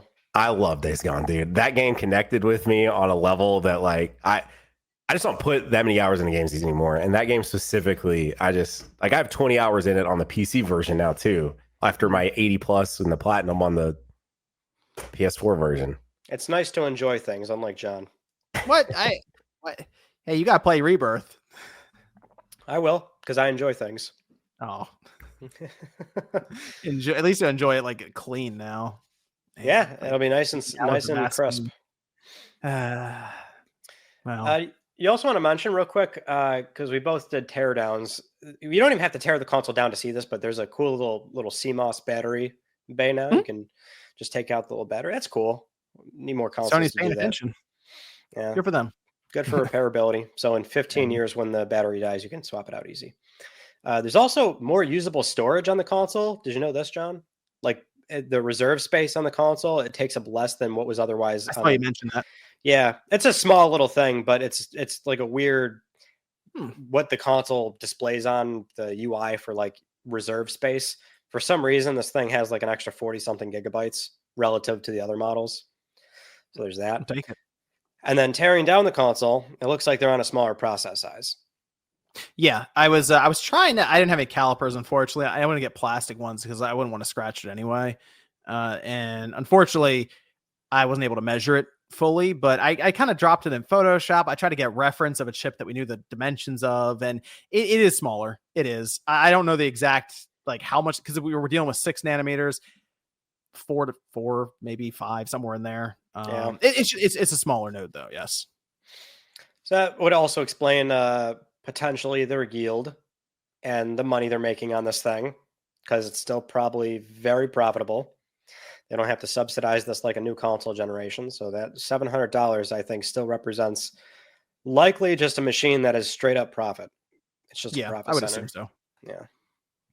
So there's that PS5 Pro. Any closing thoughts? What do you think of the look of the system? I like it. I've always liked the design language of the console. I feel like I'm like a minority here because everyone loves to yell about how much they hate the look of PlayStation 5. I genuinely think the thing looks damn good. I love the contemporary design language.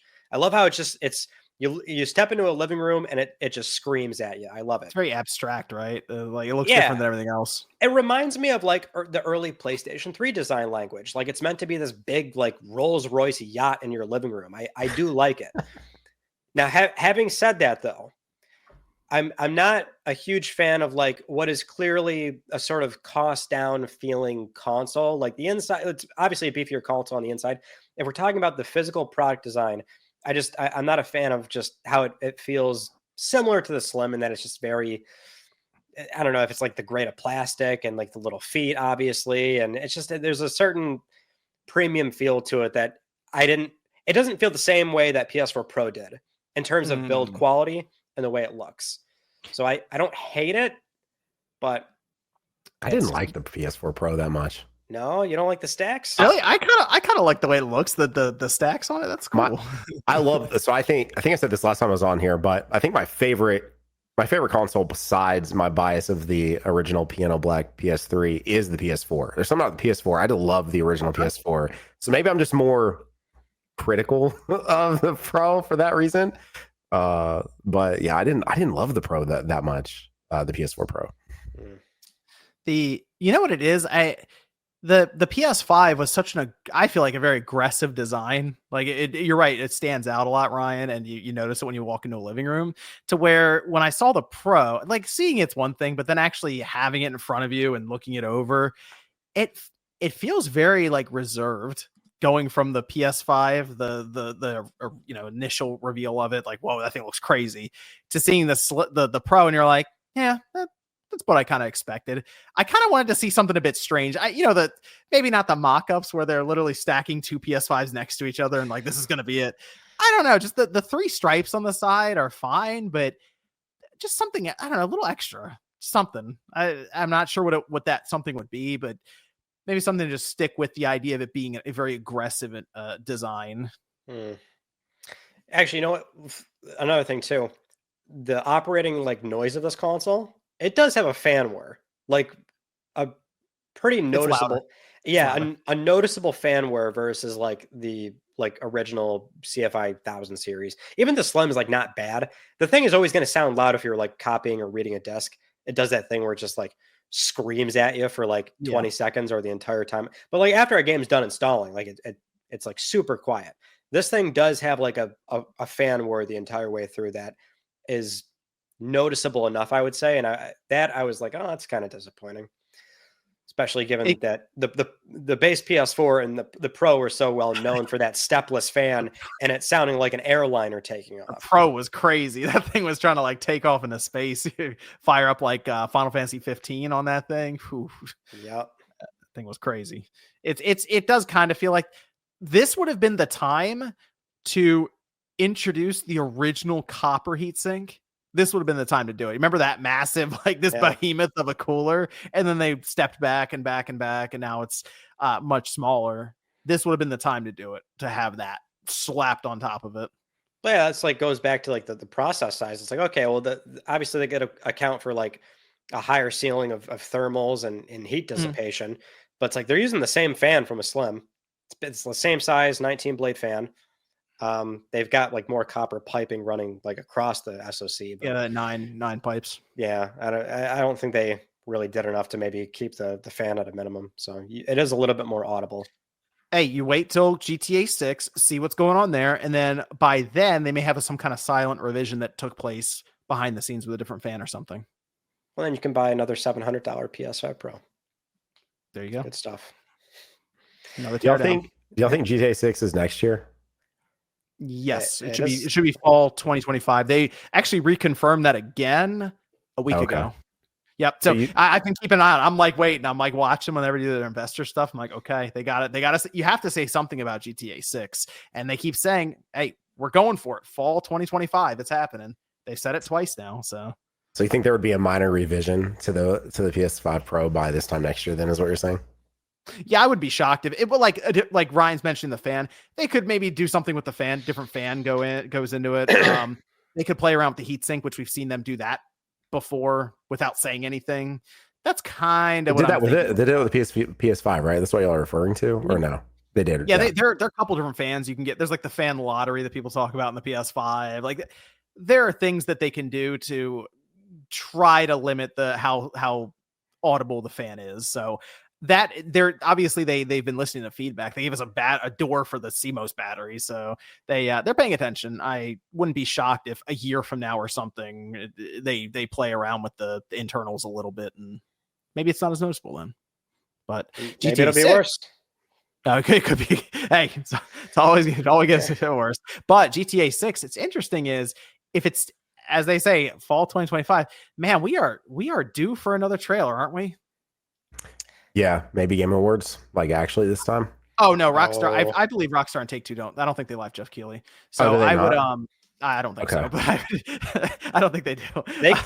They could do whatever the fuck they want on their own time. They could. Which is why they did, right? Which is why they just said, because then their stuff got leaked and they're just like, screw it. All right, here you go. Here it is. And then they broke the internet anyway. Yeah, whatever. And they don't need the Game Awards, but man, what would else be? What is Sony sitting on that could be a seller for this next year besides GTA 6? Ghost of Yotei, I guess. No? That game could actually be, I think that game could look really impressive on the system. But they have to have something else. I assume they have at least, I would say 2 solid releases next year. It might be 3. So that's going to be a thing. Now it's up to Sony to start putting some content out from their first party studios that would have to take advantage of the system heavily. Sorry to go back. I have one question because I don't know the answer to this. Trailer in December. Gotcha. And I'm just curious about this. But is there a world where on the PS4 side of things they could ever allow it to do a frame boost thing?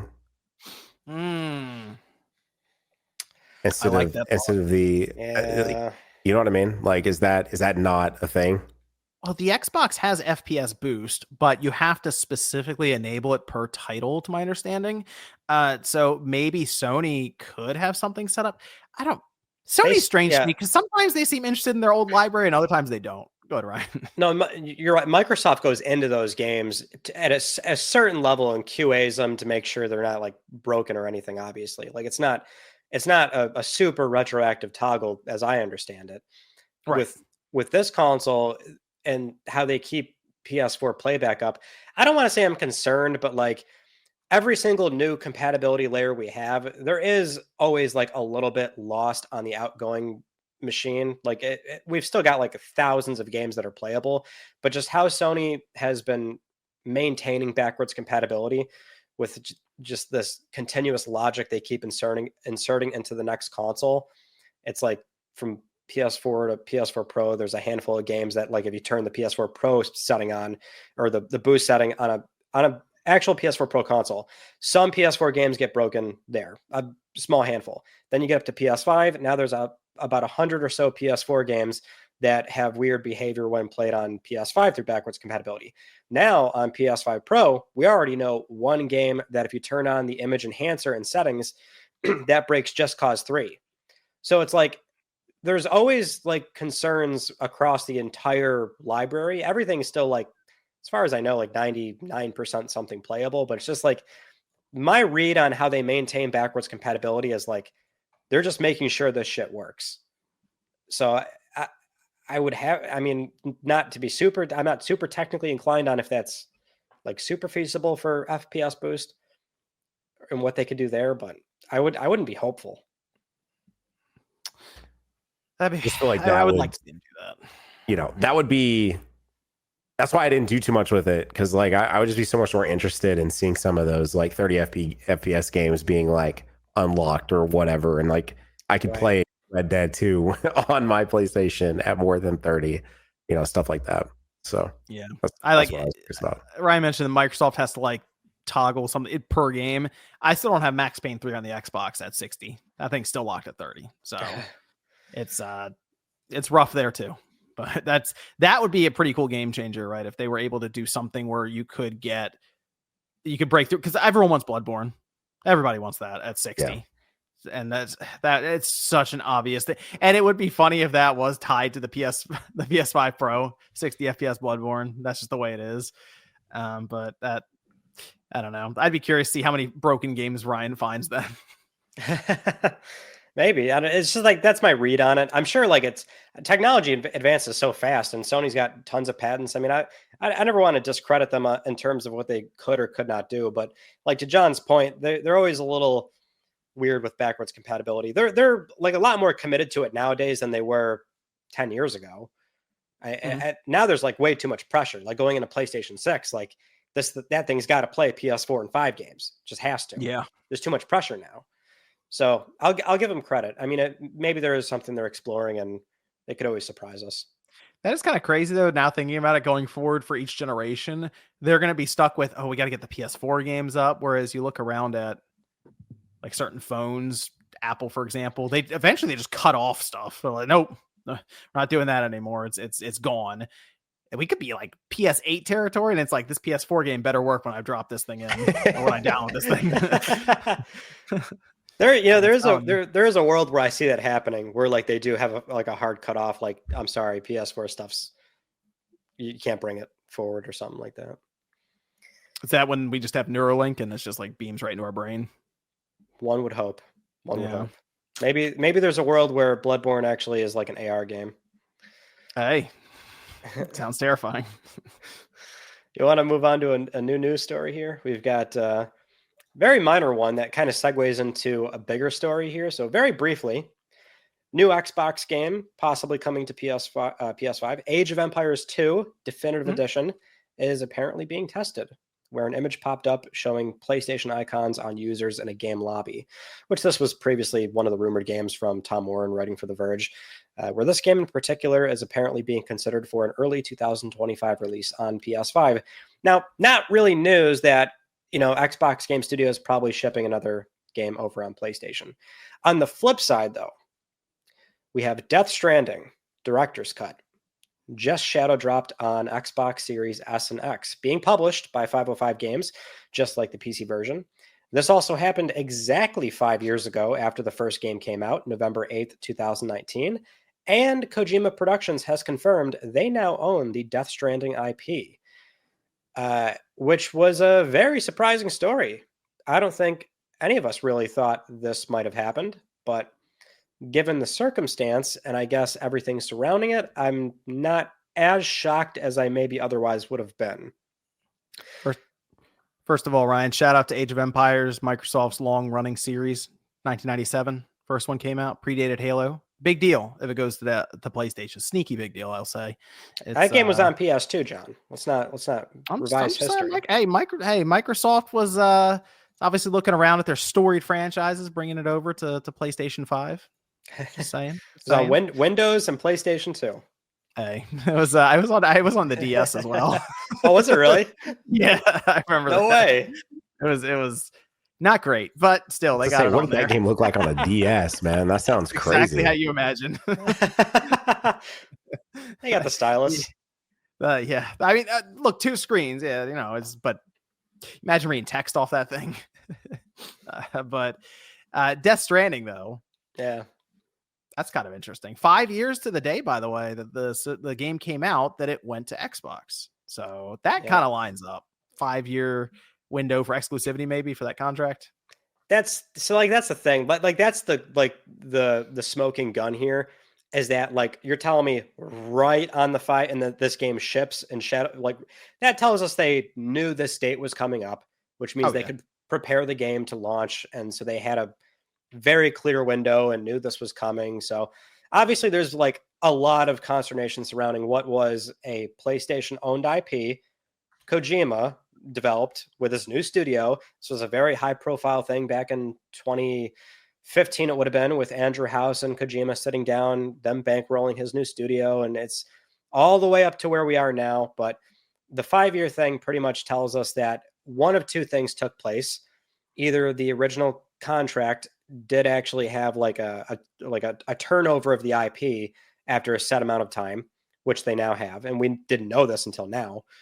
Or the other thing, which I fully believe could have been a possibility, which is Sony had no problem selling it back, because if there's anybody that could work out that kind of deal, it's not often that publishers will sell back the IP to studios. It does happen though. And if there were ever a time where it could happen, it's Kojima. You want to keep that man happy. You want to keep a good relationship with him. So as shocking as the news seems to be, I can see how this happened. Either one way or the other. Yeah, it debuted on Xbox for $20. Jumped to, I think, the number 2 selling game that week on the platform. So that's pretty good. By the way, they also announced that Death Stranding has now reached 19 million players. So shout out to Death Stranding. Great game. Great game. If people went on the fence, fire it up. Keep on keeping on. Get walking. Great stuff. Make sure you hit that like button when you go past my ladder. Okay, I put it there specifically for that. If you walk, help you. If you walk through it, you automatically like it. You have to. You gotta mash that like button when you go by it. Nano's still got some homework here. He's still got to. I recommend people try it out. I do. Nano's got to play this game. I got it. Hey, fire. Hey, you know what, Nano? I'm gonna tell you now. If nothing else, fire it up on the PS5 Pro. Okay. It's downloaded. I have it downloaded on the Pro. The cool thing, I didn't know that it did this, and it was just a pure raw test. And so this might be elementary school here for PS5 owners. But I just took my SSD out of my digital PS5, threw it in the Pro, and I was halfway expecting to have to re-download everything. And so the simple fact that all the stuff that was sitting on that SSD immediately was usable on the Pro was okay, that's sick. That was actually pretty cool. Yeah, that happened to me too. I didn't know. I was I'm just going to test this. We're just going to see. And I was I bet you anything it's going to come up and be detected M.2, press X to format. And it didn't ever do that. And I was okay. And I went to Game Library and I was oh, it's all there. I was okay, that's really sick. So I have Death Stranding on my Pro right now. You want to get a chair right up against the TV, right? Fire this thing up, start new game, get the nice 3D headphones on, okay? And then you just roll down the cliffside, and then low roar hits you. That's it.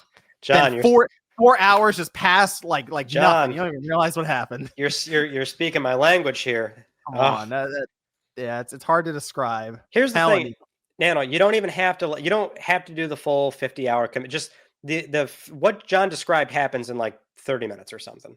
It's pretty impressive. You got to. It's pretty impressive. Yeah, it's a cool opening. I will say that. It's a very cool opening. Norman Reedus is good in the game. Yeah, it's good. It's good. You go to the bathroom and you make poop bombs that you throw at people. Okay. No, they're blood bombs, dude. Get it right. No, you definitely use like the bathroom and stuff you, too. well, oh no, wait, you use your urine or something, I think. And then I you like don't go remember. to take a shower and like you get all this like all this like tar off of you, and they make like Yeah. other stuff out of it. Yeah. It's an interesting game now. It's There's a good baby in a stuff. jar that lets you see the other world. You could just keep saying all these things out of context. Even in context, it doesn't make any goddamn sense. It So doesn't.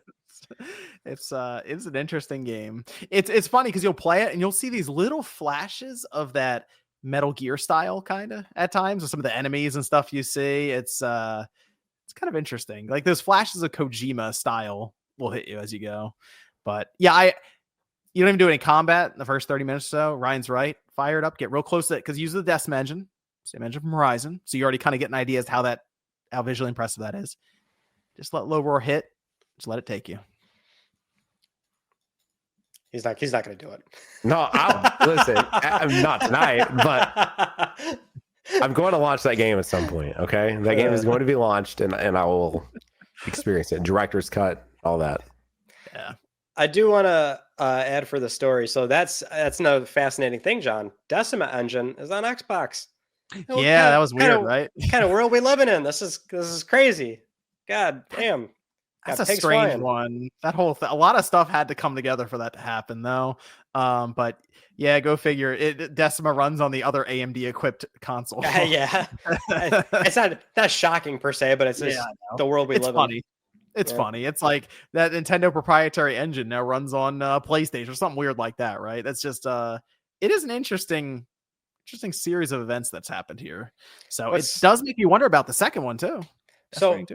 Interesting you bring up, and this was all in plain view. It's weird. Like this game has always had like because remember when the original deal happened and everyone like freaked out when like the PC version was announced, and it's like no, they always said it was coming to PC. But there's always been like talk surrounding like, oh, what can Kojima do? What can he do? Who owns it? Like Sony has always owned it the entire way through. But if you look back at Death Stranding 2 trailers, it does say like Kojima Productions as the trademark and then Sony as the publisher, which was different from every other time like the first game shows up, either on store listings or trailers. So this was actually always in plain view. So they are publishing the game. I'm sure there is an agreement where it's console exclusive for who knows how long. And there's still on the Xbox. Did I? No, I don't know if I'd ever have time to like replay the game again, but I fired it up. They sent me a code. Okay. Oh, really? They sent me a code. They're like, get a chance to check it out. I was like, I'll capture some footage. I'll throw it to the news show and stuff. Great. Fired up. Sony splash screen. Does it do PlayStation Studios or just Sony Interactive Presents? Sony Interactive. That splash screen. Yeah. Didn't so I thought that was funny. Didn't MLB The Show do a PS Studios logo? Yes, I believe so. Okay. Yep. It's weird how because that's the thing. This game was considered a PS Studios game, but is it going to retain that? You would think it retains it, but that's definitely a weird one. We should also mention that they're still working together on Physant, whenever the hell that isn't. Comes. Let's go. Physant. That's gonna be basically his Metal Gear game. Metal Gear, not Metal Gear. Oh, the first announced PS6 game, right? Unironically, yes. Unironically. Yep, we'll see that one in 2029 or something. Yep, that's probably not too far behind. Yeah. All right, John, we have a big fiscal report. This is our first show with the Q2 report from fiscal year 2024. This runs from July 1st to September 30th. We'll just buzz through some of the metrics we got out of this very fascinating corporate breakdown here. Sony shipped 3.8 million PS5 consoles, which is down from 4.9 during the same period last year, but they're now up to 65.5 million PS5 shipped worldwide. The digital software ratio is 70%, so slightly up from last year, but that's actually down from the outgoing quarter. It does kind of float around, 70 to 80. Monthly active users was 116 million. That's the same as the last quarter and up from Q2 2023. Operating income for the games and network services segment did pretty well here. Sales are up 12% year on year, and operating income is up 184%, primarily due to an improvement in hardware profitability, non-first party game sales, and sales from the network. Sony specifically said that a game from China helped them made a lot of money. What that was. I wonder what game that was. So they've revised their fiscal year forecast here upward for both sales and operating income. So they're expecting to do a little bit better. We also know Astrobot has sold 1.5 million copies in the first 9 weeks, and 37% of those sales are considered new users, which they consider that to be somebody who has not bought a first-party game in the past 2 years, which is a very specific way to label somebody a new user when they're probably an existing user. But whatever sounds good to a shareholder. Before moving on, we'll stop there. That was like the ballpark I expected. I'm almost certain I said that during a Spawn wave or something. We did. We said that. Was it here or on Spawncast? We definitely said One that. of them, we yeah. were thinking it was going to be aligned with Ratchet and Clank numbers, and that's about what this is. Yeah, that's good. I mean, it's like it doesn't have to be 5+ million. Maybe it would get there if it has legs, but that's good. Let's give it the holiday season, though. I mean, it hasn't even had that yet. Maybe I look at this as that general audience game. If I'm like a grandparent and I'm looking at everything on the shelf, I'll probably buy Astrobot and not some violent, crazy shooting game or something. I'll be like, oh, Astrobot looks good. I'll grab that.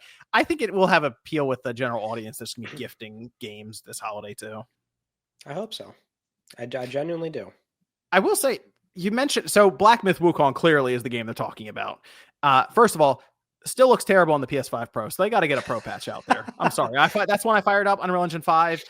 It needs help still. But you know what is interesting? I looked at this when the numbers came up, and because I mean, I knew the game sold well. Obviously, they put numbers out that were like off the charts.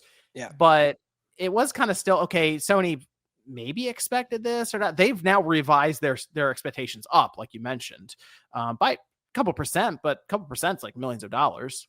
Yep. You know what it makes me, because they didn't release anything substantial compared to Black Myth Wukong. They basically were the platform holder that took advantage of a third-party game that was there that's still also released on PC, Ryan. Mm-hmm. Day and date. Mm-hmm. Makes me think a bit more about that now with Sony and their day one releases on PC and PlayStation in the future. I honestly think right now Sony is, people have made the comparison, the Apple of gaming, to where it's like you just think of video game console and you think of PlayStation. That's just kind of like high end. I understand like Nintendo clearly has a pull with the general audience, but when you're like, okay, I want that high end experience. We just talked about the $700 Pro. You got, PlayStation. This is the general audience. FIFA, Madden, Call of Duty. They're basically all there. So GTA 6, GTA in general. Yeah. So I think Sony is in a position where they could do it, and I don't think it would hurt them that much. So that's actually something I took away from this report. Like, okay, it's the numbers are starting to actually line up for that if they want to take a swing. Well, speaking of PC stuff, we should also mention that so the Sony's president, CFO, and COO Hiroki Totoki, afterwards did the Q&A for shareholders, and one of the questions was like some of the pushback they've seen with like the PSN requirement for PC games. I don't have what he said verbatim, but it's something like, "Oh yeah, like we know," or whatever, but we need to do it to ensure safety for users or something like that. It's like, I don't know, obviously a BS answer because they want to get more PSN signups. They're still going to be doing PC stuff, obviously. So to your point there, safety. Kind of like the similar Jim Ryan answer when they weren't doing crossplay. It's like, we got to think about the kids here. Think about the kids. So Hiroki Totoki also confirmed that major single-player game titles are coming every year from the next fiscal year onwards, which is not too surprising. We know next year is DS2 and Ghost of Yotei at the minimum, and then 26, 7, 8. I mean, all the first-party teams. I don't really find that to be news, but if you're Death Stranding 2 PS5 Pro, I just realized that. Go on. Yeah. Sorry. That's gonna look crazy. So there's that. But of course, this is the time where it's like, hey, what's going on, son? I'm a shareholder. What happened to Firewalk? What happened to Concord? So I think he was asked like 4 times, I think, on the call. He was asked a lot. Yeah. So like I've got one quote here, right? So he said in that quote, "So for us, for our reflection, we probably need to have a lot of gates, including user testing or internal evaluation, and the timing of such gates. And then we need to bring them forward, and we should have done those gates much earlier than we did." And then somebody else on the board, they also were like, yeah, I mean, we had Helldivers 2, very successful. Concord sucked ass. we're learning from both. So, John, it's weird. Live service is the kind of thing where like it doesn't have to kind of be like what Steam is doing with like, or Valve is doing with like Deadlock. Like just put like a super, like maybe there has to be this low risk, low cost, like bare bones thing, and then you just have a feedback loop directly with players. Should we really be like putting 200 million into a finished product and not put it through these kind of circulars? And it's just too risky. I don't mind the idea of Sony having like an insiders beta program where they have people who are on PlayStation Network that are safe because they're signed up. But they know them. It's not just anonymous people coming in and trying these games out, screenshotting it and stuff. It's all linked to your accounts. It has like a little unique ID on the bottom when you do that, and ways for them to get around it. But I think they should start turning to the community to test some of these live service games that they're just kicking around. Like, I just get feedback that way. As you mentioned with Valve, their game, it doesn't even have textures half the time, but they've got like 100,000 people playing the thing like randomly.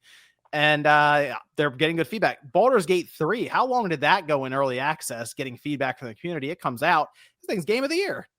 So yeah. I think that is a sense of, you know what, you gotta, I don't want to say trust the community, but understand that like we're not all like dumb. We understand that games have to be developed and they're not going to look like the polished product that you want to present when it's all done and you ask for money. Like, do you remember Dead Space, the recent one remake, the development of that, where they were just super, like they showed us the game looking like wireframe at one point, and the game came out and it was awesome. Like it was a very weird development for that, but it was really cool to see the transparency. And for live service, it's not Sony's strong suit, I'm going to say, like to create a new one. Helldivers 2 is good, but that's not like a new entry or anything. We've had Helldivers before. But very different. I'll say, but let's not act like Helldivers 1 had like this. No. It had a very like core following, but that wasn't like a, I don't know. That felt that, but you might as well let that go ahead and feel like a new IP. Thank you. You're right. A weird one though that doesn't have a pro patch yet, by the way. It is getting one, I believe. They've confirmed that. It's not live, yeah. But it's not live. Yeah.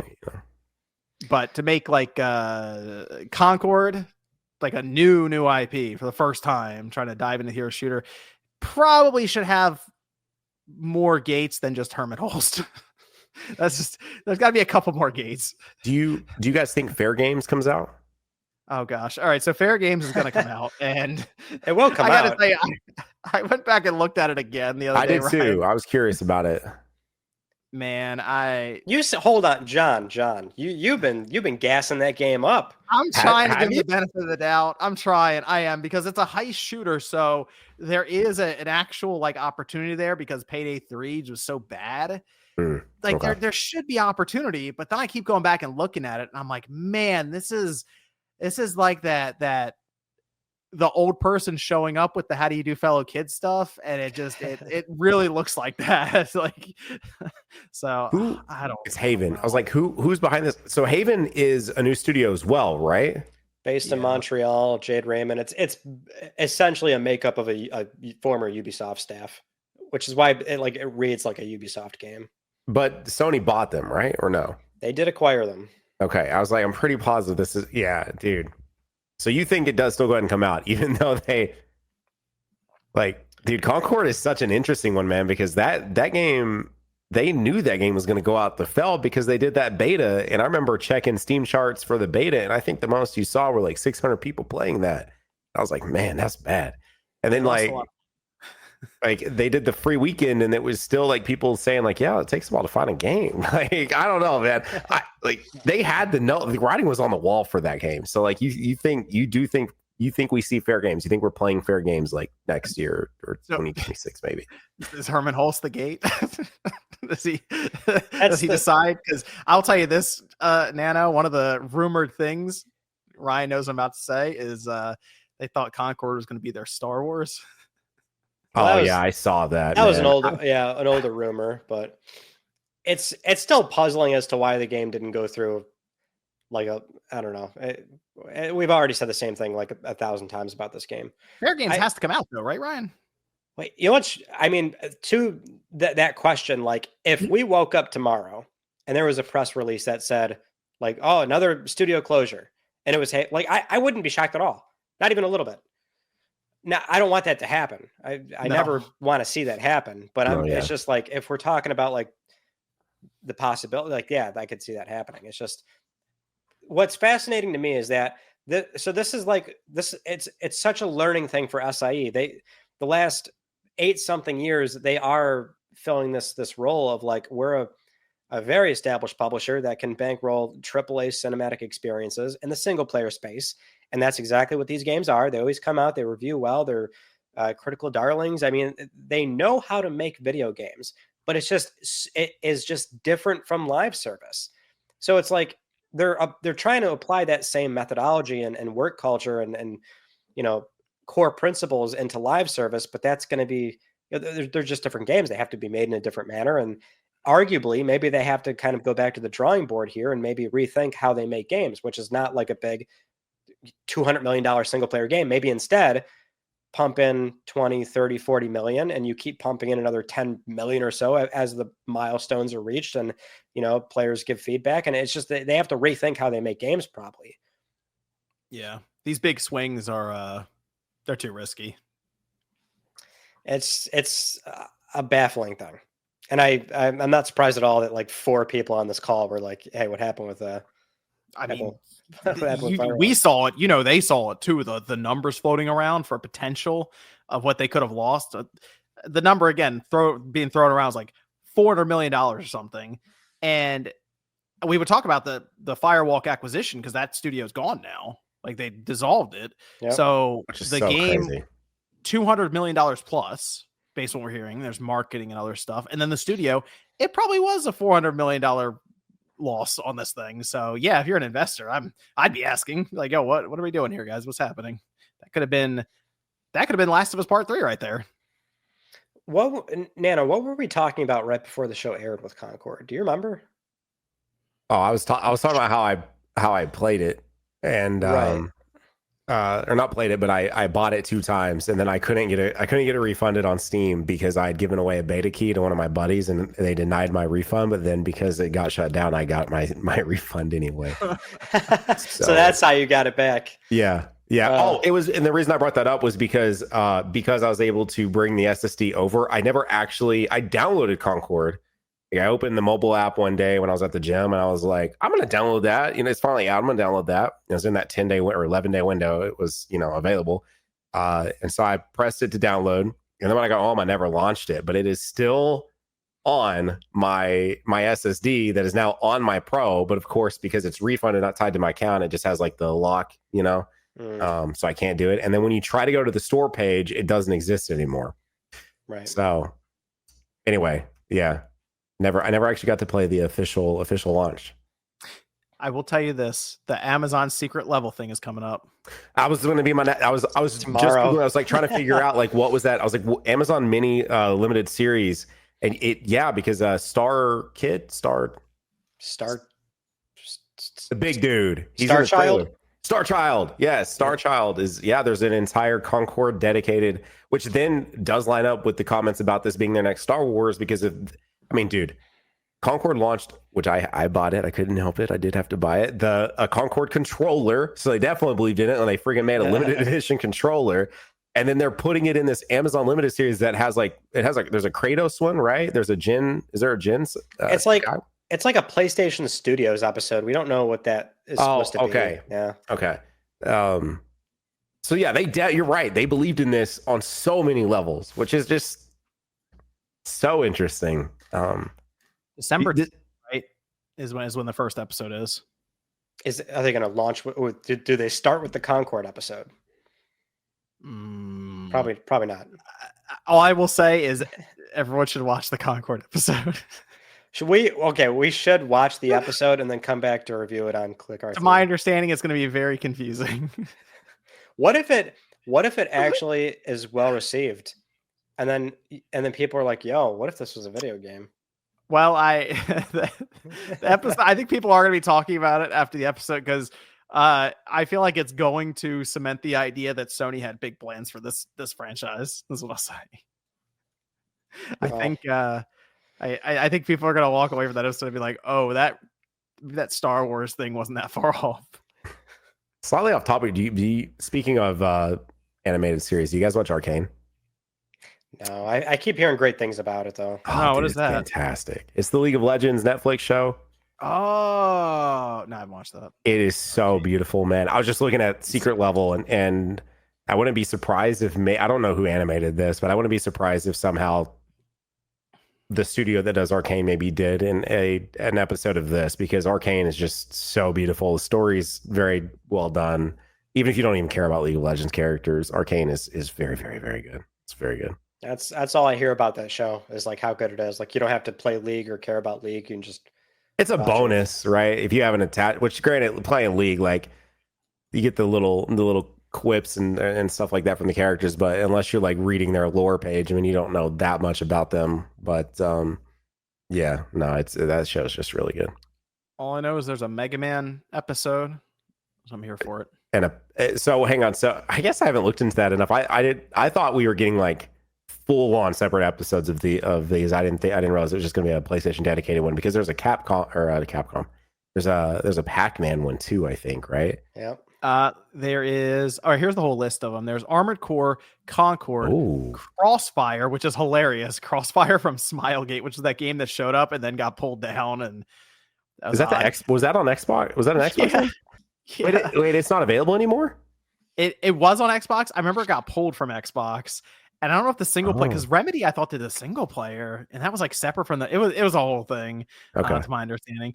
But Dungeons and Dragons, Exodus, Honor of Kings, Mega Man, New World, Pac-Man, PlayStation in general. So that'll be an interesting episode. Wait, so does Concord have an entire episode then? Yep. Does it? Yeah. Concord has an entire episode, and as I. Wow. Well, so wait, what did you think it was before? Well, the way you just made it sound was maybe I thought it was a full episode, but then you were like, well, we're getting a PlayStation episode. So I thought you meant like... Oh, no. There's two. So one's a PlayStation episode, right? Which is the one you want to see. And then there's the Concord episode. Got it. Okay. Because when you said that, I'm like, oh, okay. Well, that makes sense then, because then like Star Child can have like a minute of on screen, like whatever. But an entire episode now we're back to the... I have a feeling this episode is going to tie into the game in some way. Yeah. That's not around anymore, and it's going to be so strange, and people are going to be like, oh, that was the plan. Man, I would watch it. What if this episode is going to come out and it will coincide with whatever was, because Concord's whole thing was you were going to get weekly episodes. So what if like somehow it's going to coincide with where the story should have been at that exact week? I feel like if they introduced new characters in the show and stuff like that, and then it tied into the game, and it was like cross media. I know it's easy to dogpile, but I feel bad. Like it's. Oh yeah, dude. 100%. That's exactly what I'm thinking. It's like there's supposed to be weekly vignettes. Yeah. And maybe this was like lined up with the show, and I bet you it was. I think you're right, Ryan. It's a bummer. Like the show was obviously, we see what happened. The effect of these Amazon or Max or whatever, wherever they drop them, the effect is crazy. Borderlands, the movie, terrible movie. They said that it actually spiked their sales quite a bit. Even they said like, oh, we don't care. It still did. It still did good for us. They just couldn't get it to the Concord episode just to see. Man, I don't even think that would have. I want to say that is not the fallout. It's not going to have the fallout effect. Let's be honest. There is no. But it might be good.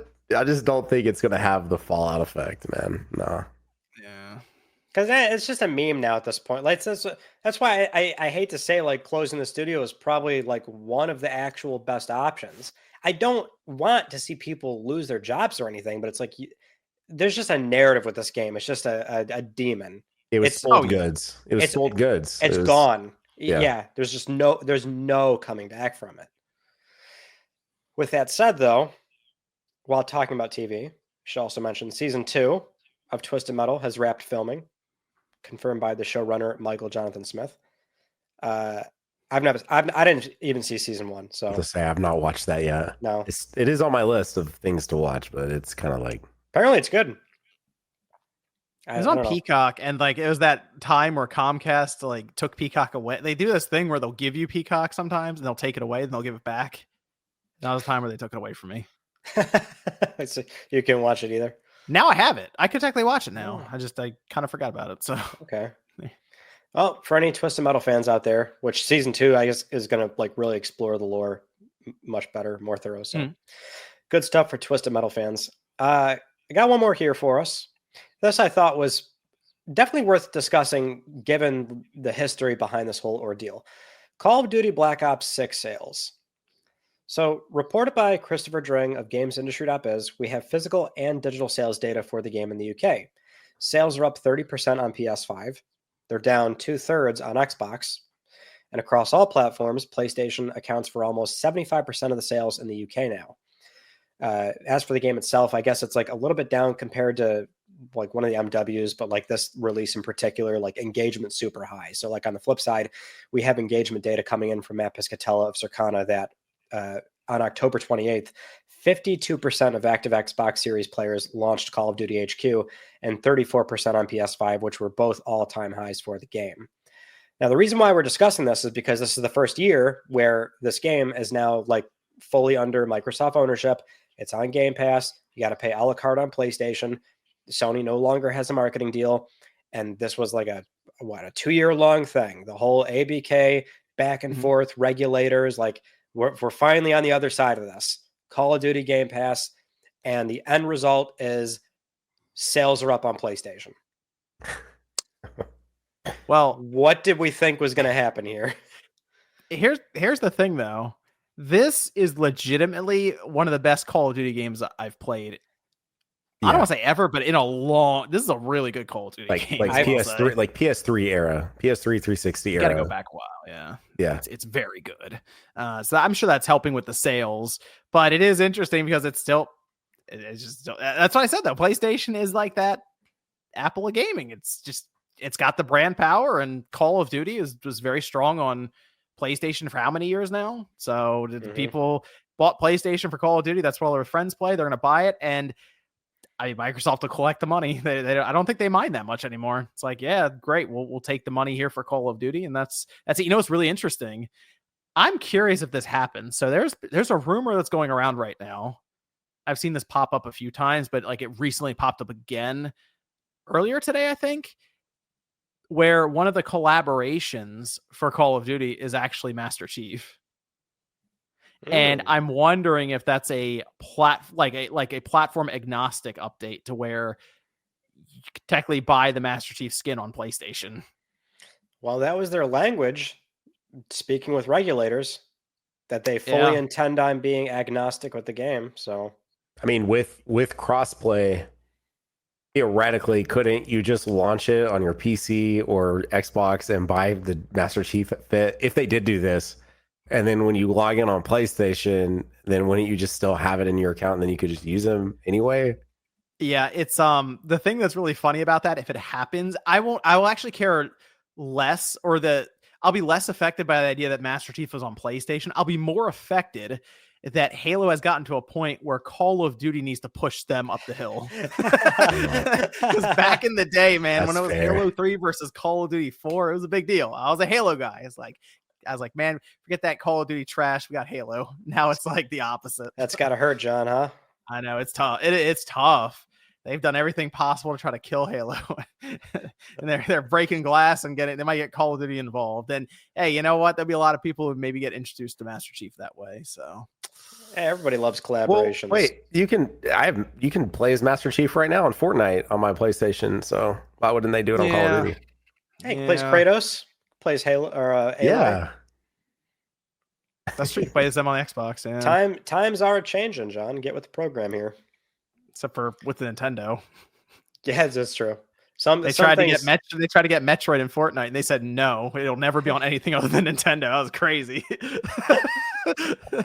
They told Epic no, go away. I love that. That was crazy.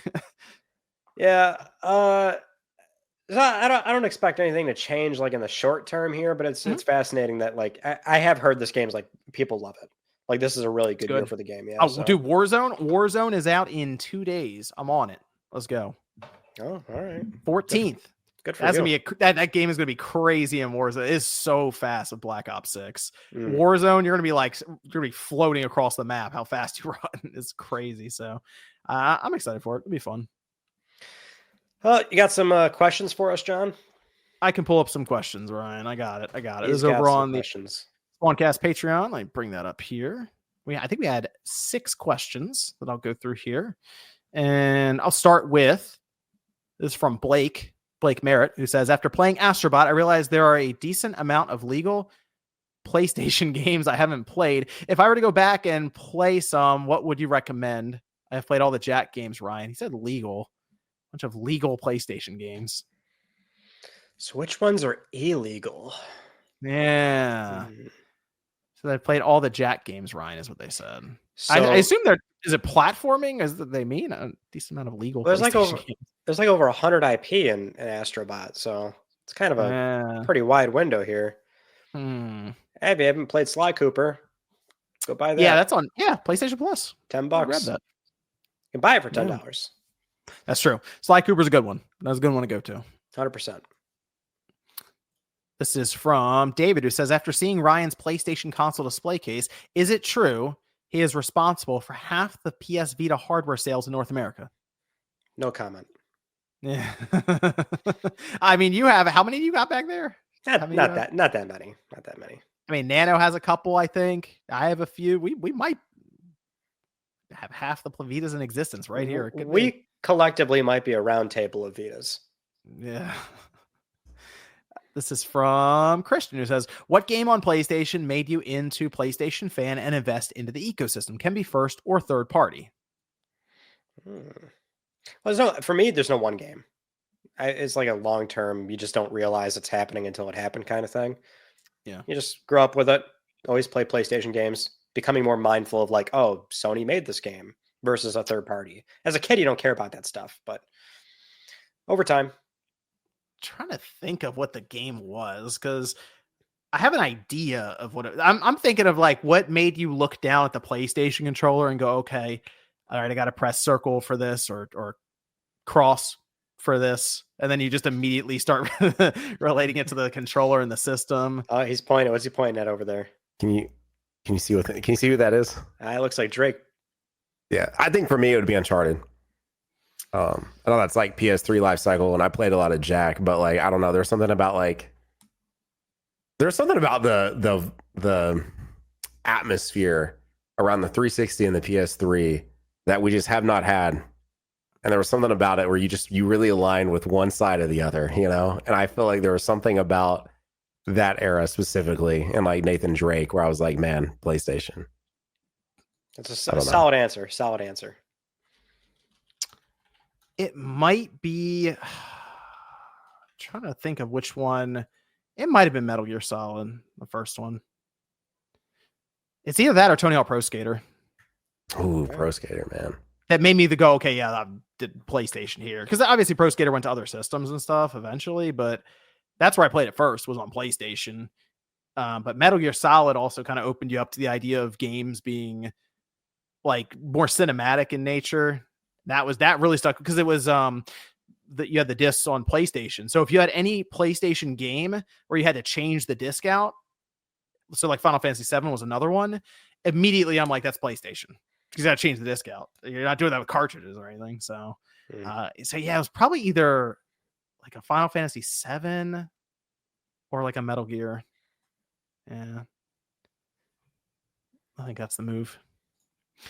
Medallion says, what is your feeling on Black Myth Wukong not being recognized for many Game of the Year nominations by the major gaming publication sites, despite it basically gave Sony a major boost this year when it should have been a quieter one?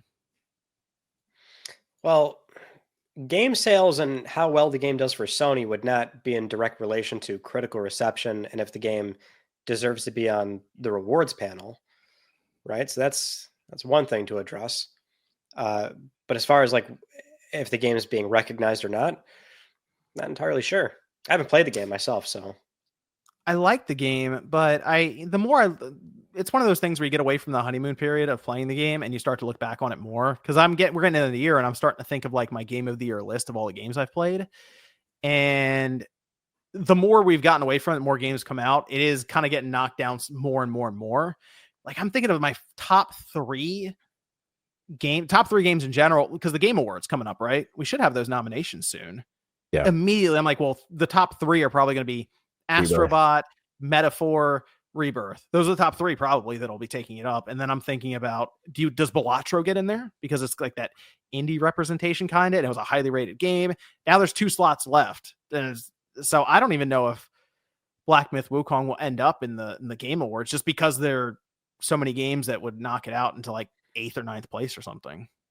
Anytime I see the success aspect of that be brought up, which the other side of it, sure is up for discussion, I guess. But the success side, I'm always like, if that were the case, then why is Call of Duty and Madden not up for like awards every single year? Because those are like the top sellers almost every year, But like, nobody's like, why is Modern Warfare 3 not on the list here? Black Ops 6 actually, unironically, might be. What if Black Ops 6 is a Game of the Year nominee or something? I feel like that got rated higher than Black Myth, I think. Dude, Black Ops 6 is genuinely like, I cannot believe, good, right? I've not been this close to prestiging and actually probably going to press the prestige button in a Call of Duty since like maybe Black Ops 3, which was almost 10 years ago. And I definitely did in innings. I was like, well, there's no way I'm prestiging this game. You know what I mean? Like, I'm not doing that. But in 6, I'm like, man, with the zombies mode and like we're already about to get like the season 1 stuff and the multiplayer being good. I don't necessarily love the maps, but it's just the gunplay and the gameplay is so good. I don't know. And yeah, you're right. In Warzone, I'm probably prestiging in this game. I haven't done that in a decade plus. Did you play the campaign in Black Ops yet? 6? I've not played the campaign yet because I didn't play Cold War, and so I was like, I want to do Cold War, and then I'll do Black Ops 6.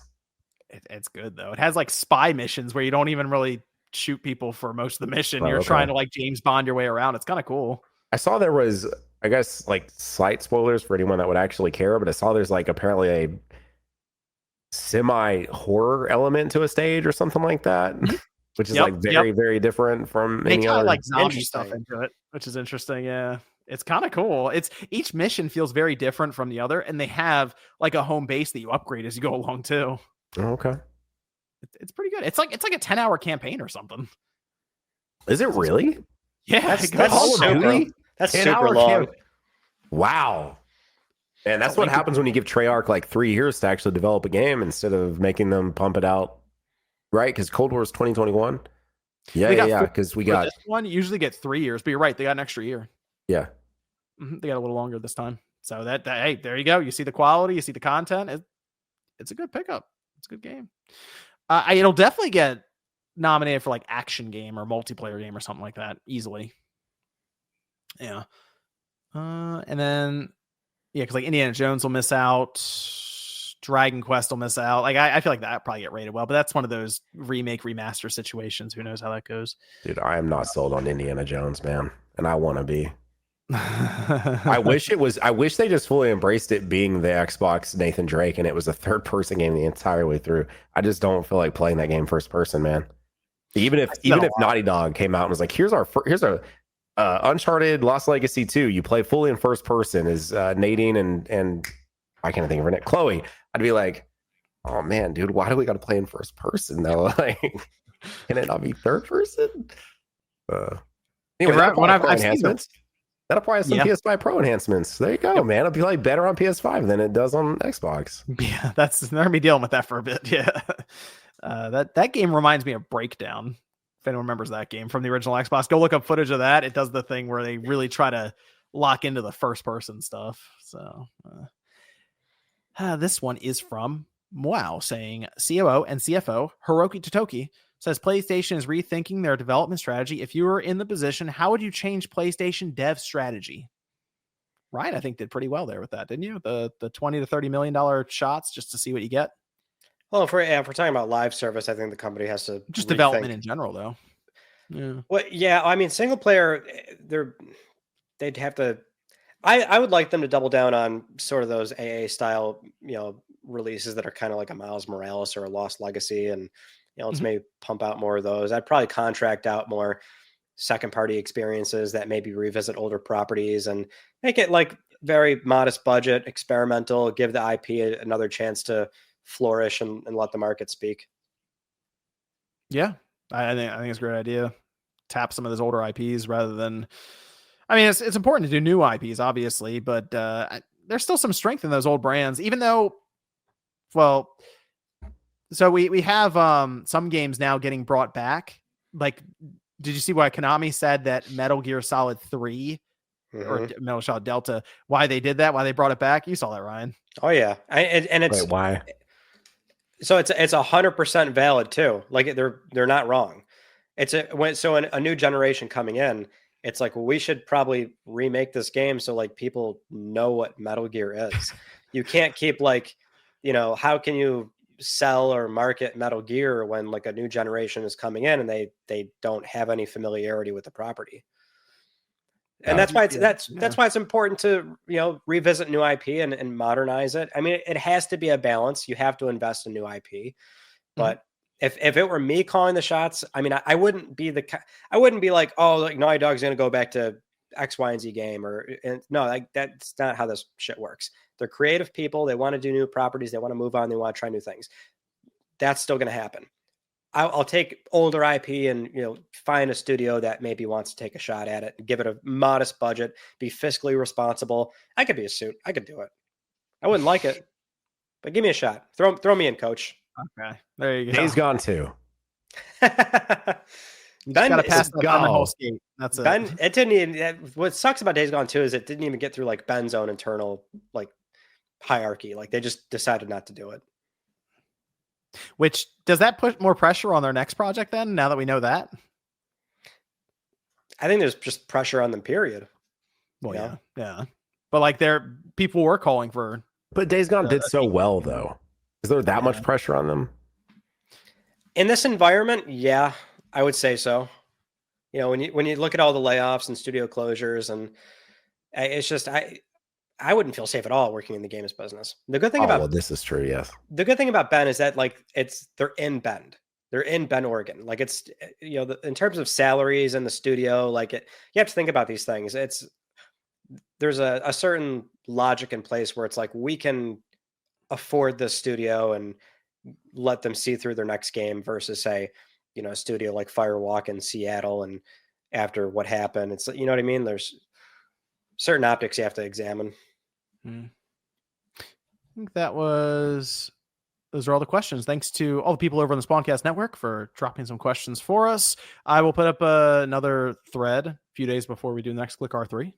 Concord should have just been other PlayStation IP, but then for it to be original, they do like 3 characters that are like original and within like the universe of this thing they're trying to build, but then the other like 16 are like Kratos and Deacon and and then it like that, that's how you work it in. It's like a little bit of new with like a decent amount of old, and it's like, come play. That's John's line of thinking. We've gone through that a couple times. It being a hero shooter with PlayStation people, we've gone through that a couple times now. I like the idea though of introducing like new people, original people too. Though it's kind of like, and maybe I didn't understand this, but or missed the reference. But like in PlayStation All Stars, the final boss, he's not from anything, right? Was he from something, or was he exclusively All Stars? He is a deep cut in PlayStation history because he was basically a thrown away PlayStation mascot. That's like the very quick history lesson on him. Like there's actual like prints of him in magazines or something, and Ken Kutaragi like just didn't like him, and he's like, no, we're not using that. So that was like the weird thing back then. Is like, oh, the final boss is a begrudging thrown away mascot. I was going to use him as an example of like, well, here's a little bit of new with all of the old stuff that you totally know. I was thinking about Mario Golf back on the N64 when you had all the Mario characters, and then all of a sudden you have Harry you can pick. It's just some random human or Charlie. It's like, what? I was gonna say, if you do like a completely new character, everybody's gonna be like, who the hell is this? Yeah. That's why you got to do like 3 new characters. That's why it's like got to be a bundle. Who the hell are these? you give some vignettes over that, right? Like, and then all of a sudden, like these portals open, right? It's like Avengers type shit, and that's when the PlayStation characters, boom, boom, boom, boom, boom. You know, Well, like they even caught flack back then for PS All Stars just for like IP that was known. Like, oh, the 2013 Dante was in there. Everyone's like, what is this guy doing here? Nobody likes this Dante. And then People don't like that Dante. yeah, no, but nobody liked that. And then what was another one?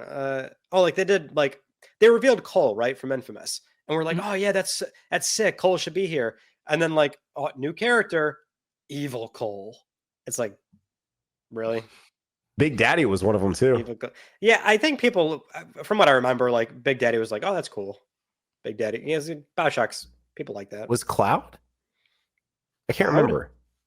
Yeah. No. I could not remember if Cloud was in there or not. Okay. Played that game a couple weeks ago. I was suplexing people with Sackboy. Oh yeah. Bluepoint's making Heavenly Sword 2. That's what it is. Because she was in All Stars. She was in All Stars. And it's gonna play more like a Souls game. I want a live service Fat Princess. That's what I'll say. That is a deep cut. I forgot about that series. Okay. She was in the game? She was in All Stars? Oh yeah. She was. Cake. I've not played that game in so long. Just throwing cake, baby. That seems like a phone game for them. No, give me a console game. Give me console PC. I'll take it. You want to move on to some PSX? Go and give it to you. Yeah. Since we're talking about deep cuts here, new PlayStation hardware, right? We got PS5 Pro. Always a fun time when we get new hardware, right? Mm-hmm. But if I'm being honest, who cares? Because this means we're one step closer to PlayStation 9. Let's talk about the PS9 commercial. $19.99. A very bold advertisement Sony had where they were advertising a console that was supposed to come out in 2078. So the PlayStation 9 commercial. Do you remember this, Nano? Do you know what I'm talking about? So PS2 is about to come out, right? One of the marketing campaigns, one of the ads for PS2 was actually advertising PlayStation 9.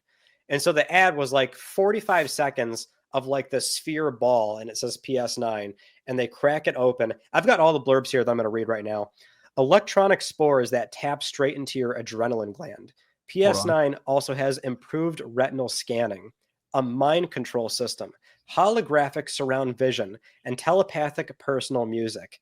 There we go. John's got it up. The catchphrase was "The ultimate just got better. Teleport yours today." Wait. This is what those concept arts like for the PS. No, dude. PlayStation 9, baby. This is like some Super Saiyan 5 stuff. I used to Google like next PlayStation, and like this is what it would look like. Now here's the thing. They said this is coming out in 2078. And well, before we even get to that, the whole point of the commercial is that the second PlayStation was coming out. So you see all this crazy nonsense. Look at this thing. You're gonna see octopuses. you're gonna drive around on the highway. Look at this futuristic world. There's robots flying around, cyber bikes. This guy he's living in pure ecstasy. PS9. He's so excited. There it is, the PS9. And then the beginning. PS2. That is actually kind of a cool commercial. This commercial showed you a better product and then said, don't worry, one that's 7 behind is going to come out soon. Gotta get on the ground floor. So, look, fellas, I don't know about you, but like 2078, what's going on here? We're getting close. We're getting closer. 2078. 2078, you know? Is it going to do all that stuff by the time we get to it? Let's think about this. By 2078, yes, I think so.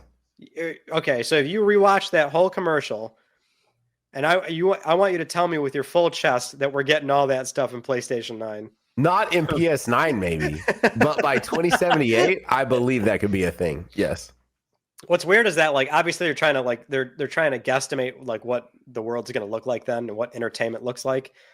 I don't know about you, but probably a subscription. There's no physical products anymore. A sphere? Oh, that's a good point. They couldn't see ahead to where we'd just be downloading games at that time. Well, that's why it can be so small, is because it's all being streamed to it, right? Because in 2077 we all have all these like cyberpunk attachments, and then in 2078 we're playing on the PS9, man.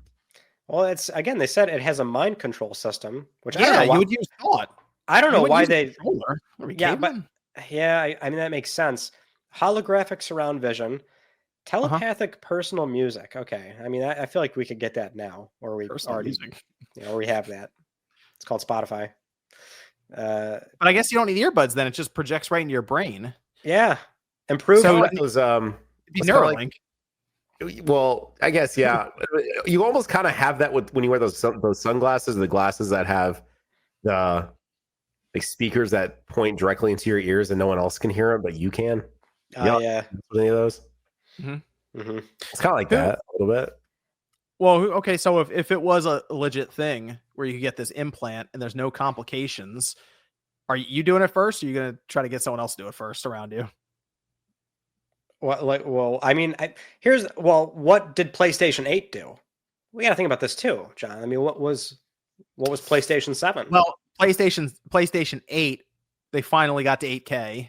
Took us many decades to get there, but finally the TVs were affordable and people bought it. If we're jumping from 8K to what that commercial just showed, that's I'm disturbed. I'm genuinely concerned. We're probably due for another tech boom, right? Like it's kind of like you were talking about the adoption rate from 1080p to 4K versus 480 to 1080. Well, now we're kind of like at this weird plateau, right? Where like all the phones are doing the same thing. So that jump from 8 to 9 will be another tech like surge, and we'll go from 8K to just literally being like our eyeballs. Well, but the thing I don't want to harp on this, but I want the little crystal ball that I have to apparently break in half, and then it just spills like pure bliss and joy. And you're gonna give Are that you sure to that's not just like a metaphor for just them doing drugs in the alleyway? I hope not. What we're just saying? Are we sure that's not what we're just saying? No, you're gonna give that ball to your rip doctor. I hope you guys have played Cyberpunk, or otherwise it means nothing to you. You're gonna give that ball to your rip doctor, and then that's how they're gonna do the implant on you. It's like that. Okay, I suppose that. Have you guys played Cyberpunk? I can suspend disbelief for a second and say maybe that's how they would do it. But it's the most uncomfortable scene in Cyberpunk too, because you sit in the chair, it's all first person, and the guy's just like, "All right, hold on," and just like, oh my god. That's hey, PlayStation 9, right around the corner. And we're one step closer. More PlayStation hardware. Every time we get new hardware, I just think we're one step closer. That's all I'm saying. Yeah, but if we're what year was that? Did it say 2070 something? 2078. How long do you think these generations are going to be lasting? Because we think the PS6 is coming by 2028. Yeah, realistically, I think the numbers are not quite lining up, John. I'll be honest with you. I do have some doubts here, but as long as we get what we just saw in that trailer, I'll be happy. I mean, generations are potentially going to start being longer. So, yeah, I mean, they're already pretty long now. So they'd have to get even longer at that point, right? If you're right on 2028, then that would be a year longer than PS4 to PS5. So you start adding some years there, Then they do a Pro, and then they'll do like a thing that's above the Pro, it's like a Pro HD or Pro 8K, or well, we're halfway there, more than halfway. So I don't know. There's a world they could extend this out. Some executive left behind like some AI thing that said, you must do this. Whatever you do, this is the master plan. The PS9 has to come out in 2078. Delay it, whatever. I'm surprised they would actually name it PS9, if only because it seems like a lot of companies just skip the number 9 for some godforsaken reason. They just go from 8 to 10 just right away every time. Yeah, but isn't the 9 just the P the other way? It's like that Photoshop they did for the PS5 where they flipped it. In this case, they just flip it around again. That's true. Yeah, okay. Okay, lean into the nomenclature. All right. Well, John, that's all I got for you. Okay. It was a fun episode. A PS5 Pro talk. A lot of randomness, off the rail stuff. It was good. When are we back again? 2 weeks? That'd be 20. 2 weeks. Some other stuff probably coming out by then. Okay. Well, Nano, thanks for joining us. Thank you guys for having me. I appreciate it. Yeah, you guys got to check out Nano. He's got his main channel, a lot of Dragon Ball content. You also have your second channel, which is like tech and PlayStation stuff too. Check him out. Yep. He's linked down below. So Thank you. People keep calling for you, Nano, to come back. So we'll probably have to bring him back again at some point. So we'll get you back, Nano. We'll get you back on. But I appreciate you coming by, talking to us about the PS5 Pro. As always, Ryan, he's still doing coverage. You got the plates being pulled off, put back on. You got the PS4 stuff. What's coming up, Ryan? What's coming up? Probably more PS5 Pro stuff. And then I was telling these guys earlier a Concord video about somebody who actually got the platinum in time. That'll be a really fascinating story. That might be more than a week out, but that's all I got cooking. Thank you to Nano for showing up. Always a pleasure talking to you. Absolutely. Y'all a lot too. of fun. Yep. All right, good stuff. We'll be back in a couple of weeks to do it all over again. We'll see you guys then.